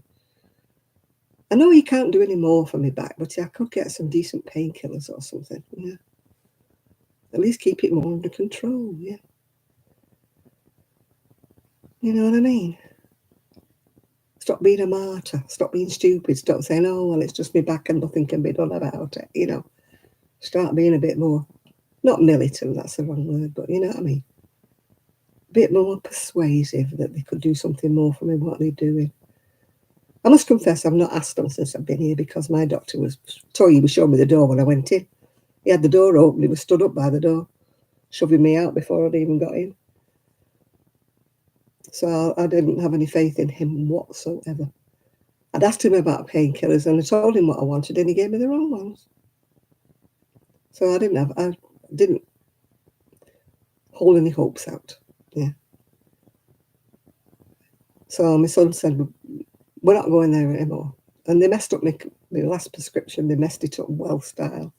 And it was my injections that I should have had, and they haven't got them, and they didn't get them, and they didn't get them till 3 days later. And so my son said, this is ridiculous. We're not coming here anymore. So I put a prescription order in for the one last prescription from them, and then I'm changing doctors in the new year. Had enough. I picked the worst one in Fleetwood. It's got the worst reputation. I didn't know that, because when you're a stranger, you just pick a doctor, don't you? You don't know the rubbish. Till you talk to everybody else, everybody's going, oh, no, you shouldn't have gone there. They're absolute rubbish, them. And then you realise that you made a mistake signing on with them. So, hey ho, you live and learn. When you're a stranger in the district, you don't know, do you? There isn't like a top 10 list of doctors, is there? Who you should be with and who you should avoid, yeah. Apparently I went with the one you should avoid, yeah. Oh, 8 more minutes to go. Then say goodbye to 2022, yeah. It just never feels any different, does it, when you It used to when I was a kid, and you used to go out, and it used to be everybody in the street kissing everybody, wishing everybody Happy New Year and that, yeah. Yeah, 7 more minutes to midnight here. I don't know what you've got. You've probably got hours left in America, haven't you, before it's your Happy New Year. But, yeah, it'll soon be ours. I don't know whether Australia's had theirs already or whether they've got theirs to come. I can never work out whether they're behind us or in front of us. You've got 8 more hours of 2022. I hope you enjoy them. We'll be in the 2023 then, yeah. We'll be in front of you. I can't remember if Australia's behind us or in front of us. Can't remember.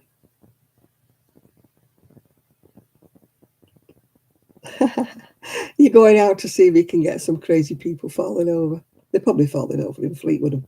They'll be falling over in Blackpool, that's for sure. Send you the lottery numbers from the future. If I could, I would. If I could.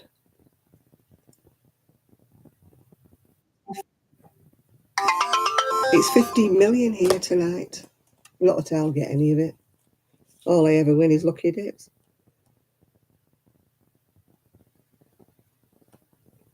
Aha. One of my friends is sussed out. I found a pattern which was lovely. It's like a giraffe in squares, but it's written in Dutch. So I tried to, like copy it and paste it, and it wouldn't let me. So I could put it on the Google Translate. Anyway, one of my friends said he thinks he's sussed it. He'll try it in the next couple of days. It's only in squares, but it's a giraffe. I thought that might be just, I don't do amigurumis, as you know. But I thought, now I might be able to do that giraffe because it's in little squares. But the pattern's Dutch. And you can usually kind of guess, can't you, how many stitches? But it's like hag or something. And I don't understand. All I need to know is how many stitches you cast on and how many rows you do for this giraffe. Yeah. 5:55. We've got 6 more hours. We've got 5 more minutes. This is Yukon. And then it'll be New Year. Oh my goodness, I hope it's a better one. For all of us. With this energy situation and people not being able to put the electric and the gas on, these old people that can't afford to keep warm. They're going to be killing people off because they're going to be freezing to death. It's ridiculous. When you think how much the gas and the electric companies are making, how many millions they're making, billions they're making, and yet they're letting all those poor people and elderly people freeze to death. I mean, thank goodness we're not in a situation. We're in a situation where we're being frugal, but we're not in a situation where we can't pay the bill. But I feel so sorry for people who are in a situation where they just can't. They're on a very limited budget, or they're pensioners or something. And let's face it, the elderly or the disabled, they feel the cold, and it's just not fair that they should be put in that situation where they're frightened to death of putting the heating on. They're sitting there wrapped up in their blankets and Lord knows what else because they're scared. I mean, fortunately, I have never been in that situation where I'm scared to put the heating on. I admit we've been more frugal with it. We've not put it on when we don't need to. And I've had my log fire instead because I pay for that as I go along. I buy the coal, I buy the logs, I buy everything as I'm going along. Yeah. So I do feel so sorry for anybody who's on a very limited budget and just can't afford it. It's back to the old depression days, isn't it, where we'll be ripping up the furniture and burning it. Oh, bye, Lashira. Happy New Year to you when it comes. It's just, what's the world coming to? Let's hope in 2023 the energy companies have a change of heart and give us all a rebate or give us all more money off our bills so we can all afford to put the heating on. There's going to be more fires, isn't there? Because people are going to be using colour gases and all kinds of things that are not particularly suited, yeah. I've got another 2 minutes to go yet, Rick. Another 2 minutes. And then it'll be Happy New Year. I've got my drink ready. I've got my pseudo Baileys. My fake Baileys, yeah.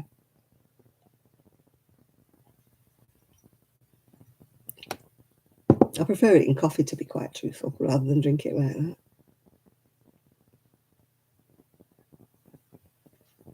You're not far from you in Southern? Everybody's got different times. It must be very awkward in America, especially if you're watching the TV and people are saying Happy New Year when you've still got 2 hours to go, yeah. Oh, thank you, Jean. I hope it happens to you as well. That you have a good 2023, and we'd all like prosperity, wouldn't we? It's not so much prosperity, it's just being able to pay your bills, isn't it? I'm not asking for shed loads of money. I just want to pay the bills, that I've got, yeah. Well, Rosie's starting barking already, but they've not heard any fireworks as yet. 1 more minute to go. 1 more minute to go. Before the fireworks start. Woohoo! Just watch, it'll be disappointed, but nobody will set any off around here. They'll all be in their beds. I live in a very old pensioner type area where they'll all be, oh, I want me Horlicks, I'm going to bed, I can't be bothered waiting for the new year. Whereas where I lived before, they were all young, with little young families, and they were all there with the fireworks and stuff. But here they're a bit elderly. Next door, we've got the people with learning difficulties, so I don't know whether they'll be bothered. I mean, don't get me wrong, they're lovely people, but oh, Happy New Year. Oh, the fireworks have started. It's midnight. Happy New Year, Minnie Minch. Happy New Year, Chris. Happy New Year, Kerry Lee. Happy New Year, everybody. Fireworks have started, if you can hear them. I don't know whether you'll be able to hear them, but the fireworks are going here. Happy New Year, Rick. Happy New Year to you, Nanny Michelle, when it turns up, yeah. Yeah? Can you hear them? Don't know whether you can see them or not. No, I can't see them. They're right down the street. Oh, yeah, I can see them a bit. I can see them a bit, but they're right down the street. Luckily, the pretty ones. They're not boom, boom, a bangy ones, yeah. So I'll give you all cheers with my fake Baileys.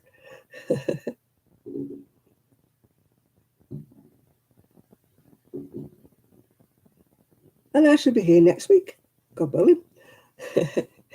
Next Saturday in 2023. What date will it be? Oh, I don't know. The calendar's run out.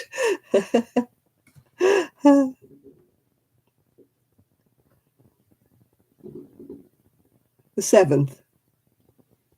Yeah, I shall be here on the 7th. Yeah. And I hope you all have a happy new year when it arrives where you are. And don't get too drunk. I'm only having this little teeny bit of Baileys. That's all I'm having. I'm not much of a drinker anyway. I'm a very lightweight drinker. I couldn't hold my corner in any drinking competition. Oh, there they all go. They're pretty fireworks if I look out. They are actually pretty ones, yeah. You're going to get a Guinness to cheer the new year in. And I hope you don't see many drunks while you're out and about. It's very quiet around here. We don't get drunks. Next door sometimes there's a couple too many and he's knocking on the door. She doesn't let him in sometimes. He's going, but he doesn't do it very often. Once every couple of months he comes home in a taxi and I think he's had one too many. But he's not a regular drunk, if you know what I mean. They're quite quiet. And next door the other way, I tell you, they're all, well, not mentally handicapped. That sounds a bit, they've got issues. They're all men in about their 40s and 50s that have got issues, you know. And they all live together in a sheltered accommodation next door. But they're no trouble at all. Oh, you're on the Gordons, right? I don't blame you, Michelle, yeah. I bought me alcohol in for Christmas, and to be quite honest with being ill, I've not really touched it. I'm still on the same bottle of wine that we got for Christmas Day. So I'm a bit of a lightweight. There's still about half the bottle left. I just had a glass on Christmas Day and I had a glass on Boxing Day, even though I wasn't feeling up to it. And I've not touched it ever since. It's still there. It's not in the fridge though, and I like it in the fridge. But there's no room in our fridge to put the bottle in upright. You have to lie it flat, and once you've opened it, it leaks out the cork bit, doesn't it? So we shall see. We shall see. Anyway, it's well and truly 2023 now, isn't it? So I'm going to say goodbye to everybody, and hopefully by next week I might have recovered my Crojo. And then I can actually show you something I've made. Yeah. As I say, I bought 3 new patterns and I'm not printing one of them out. I mean, you buy the patterns on Etsy and the PDFs. So you're paying £8 or something like that for a pattern. And then you've got to print the darn thing out yourself.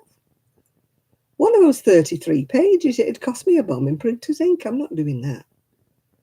So it means I've got to keep referring back to it on my PC because I haven't got one of them I can transfer it to my tablet. I'm not that brilliant, not that bright. So it's, as I say, one of them's 33 pages long. I'm like, you fire guns at midnight. Oh my giddy aunt. It comes with a load of pictures. They must think I'm a moron. I'm sorry, Chris, but I don't need 33 pages with pictures. I'm not that thick, yeah.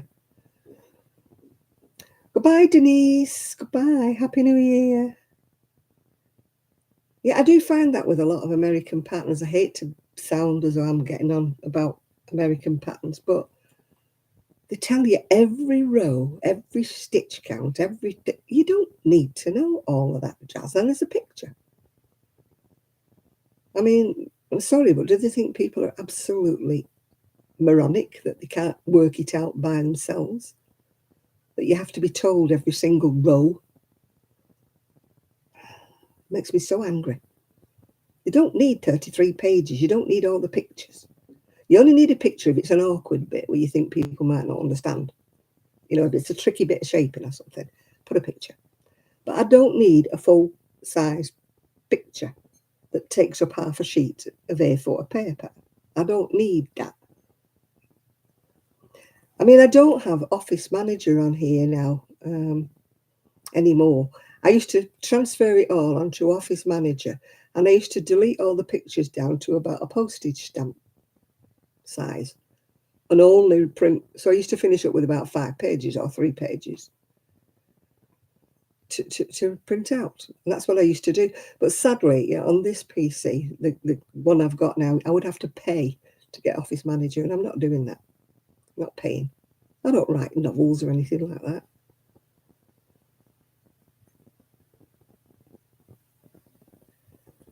Yeah, but they write as if they're talking to a 2-year-old who can't crochet.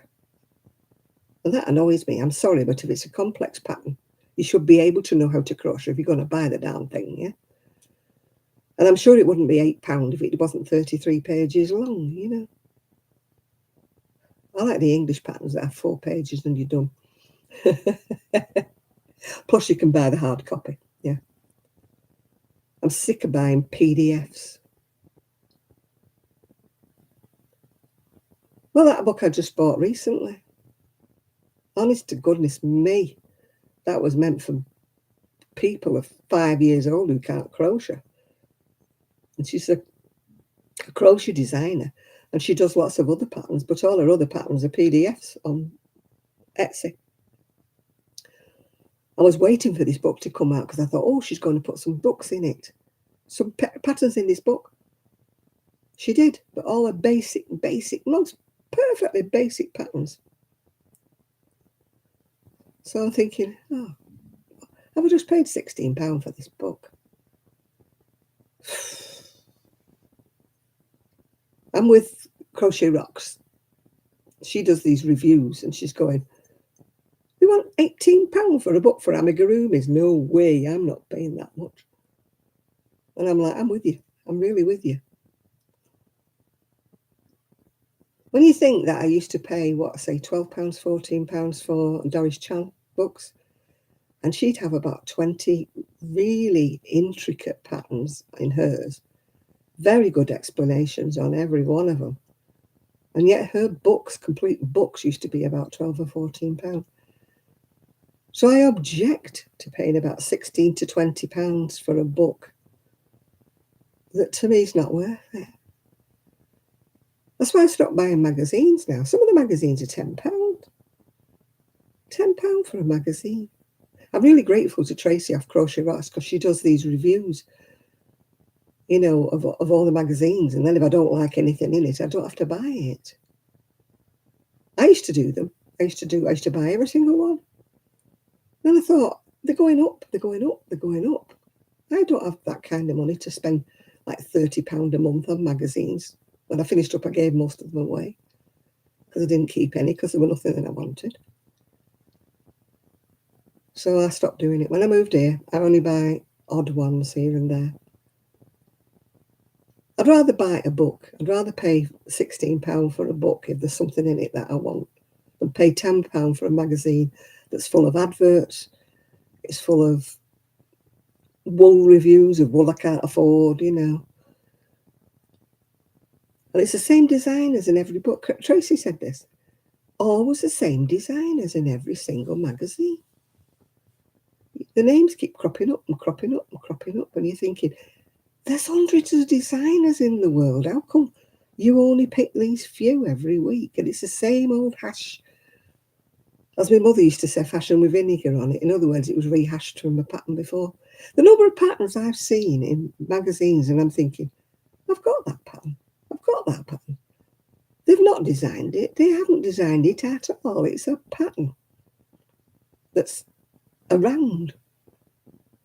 The number of people who've designed Granny Square. You don't design a Granny Square anything. It's a Granny Square.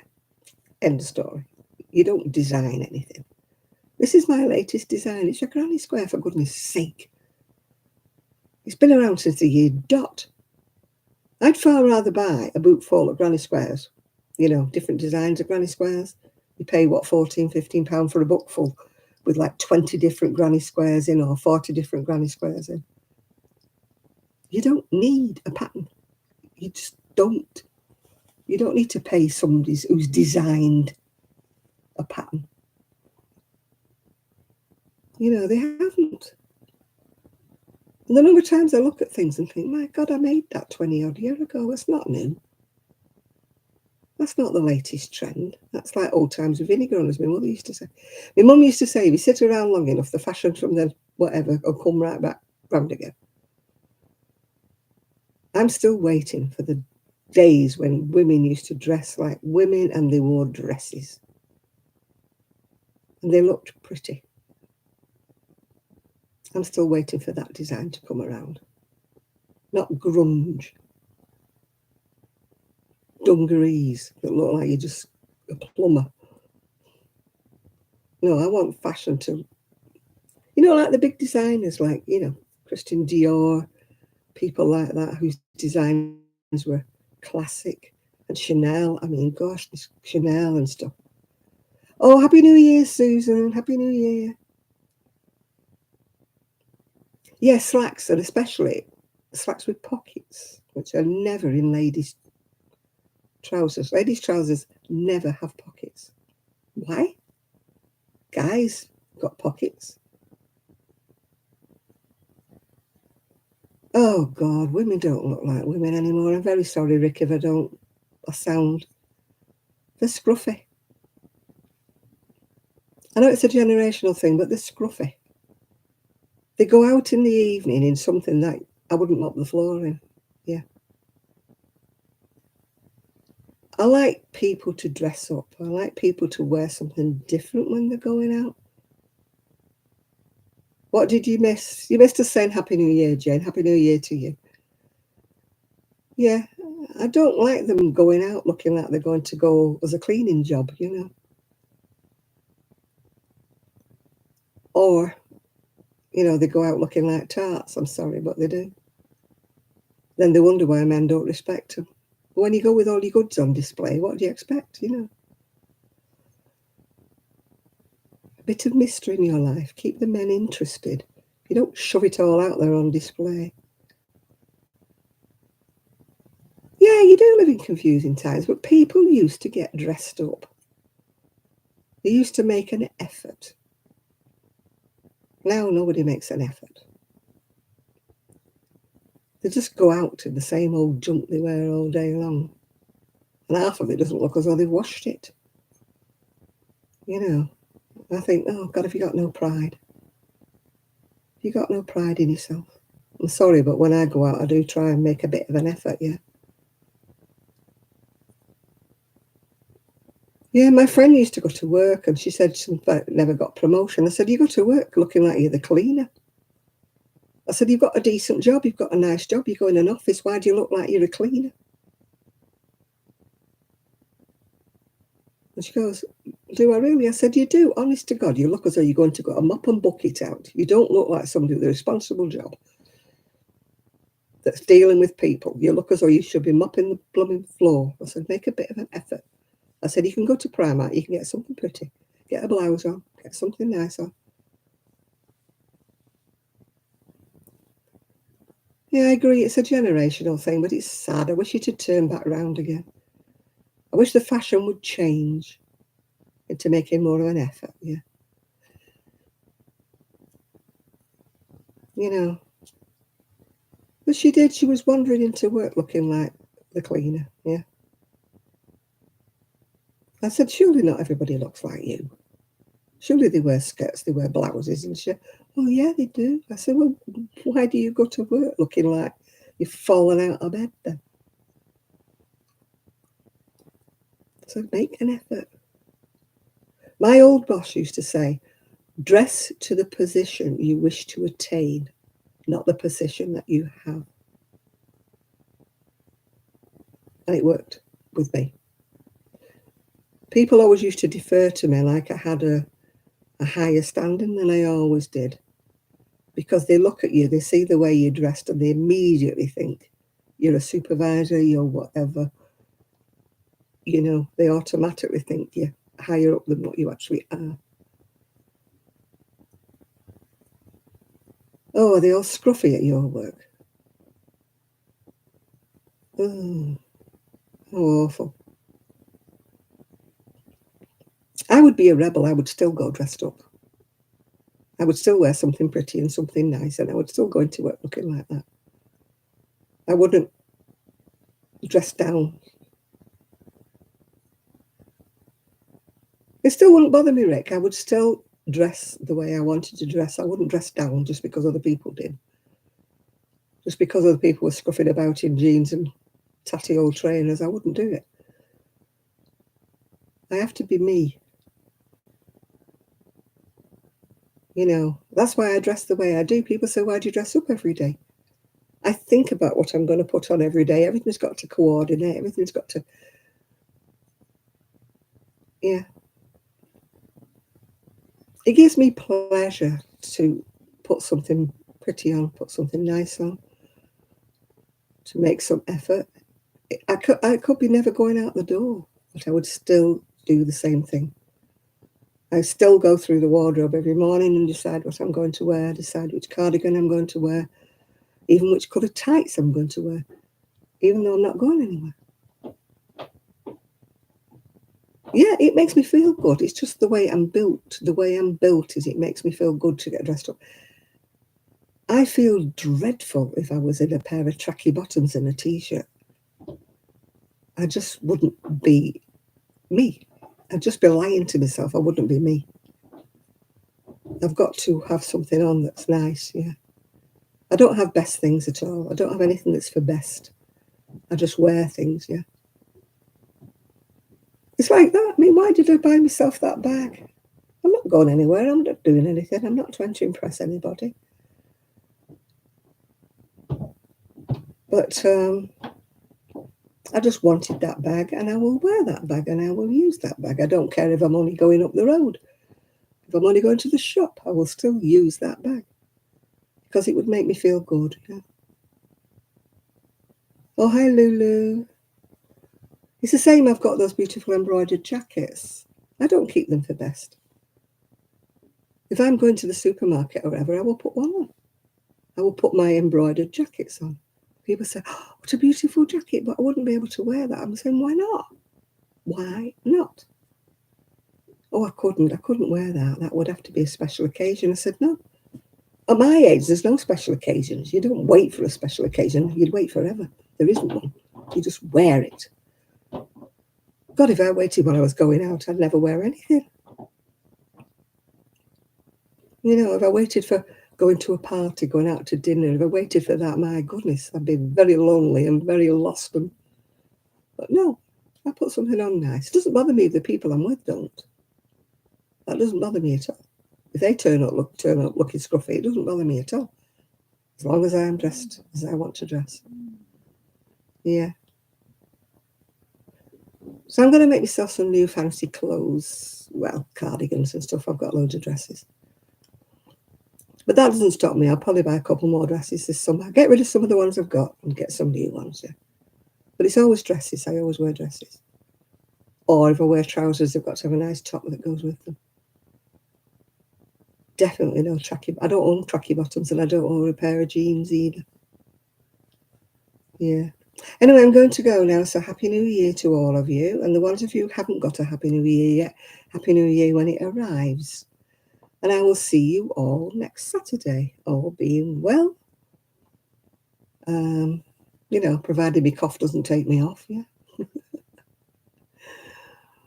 What do they say? It's not the cough that carries you off, it's the coughing that carry you off in, yeah. Being so cheerful keeps me going. It's all these funeral adverts I keep getting given.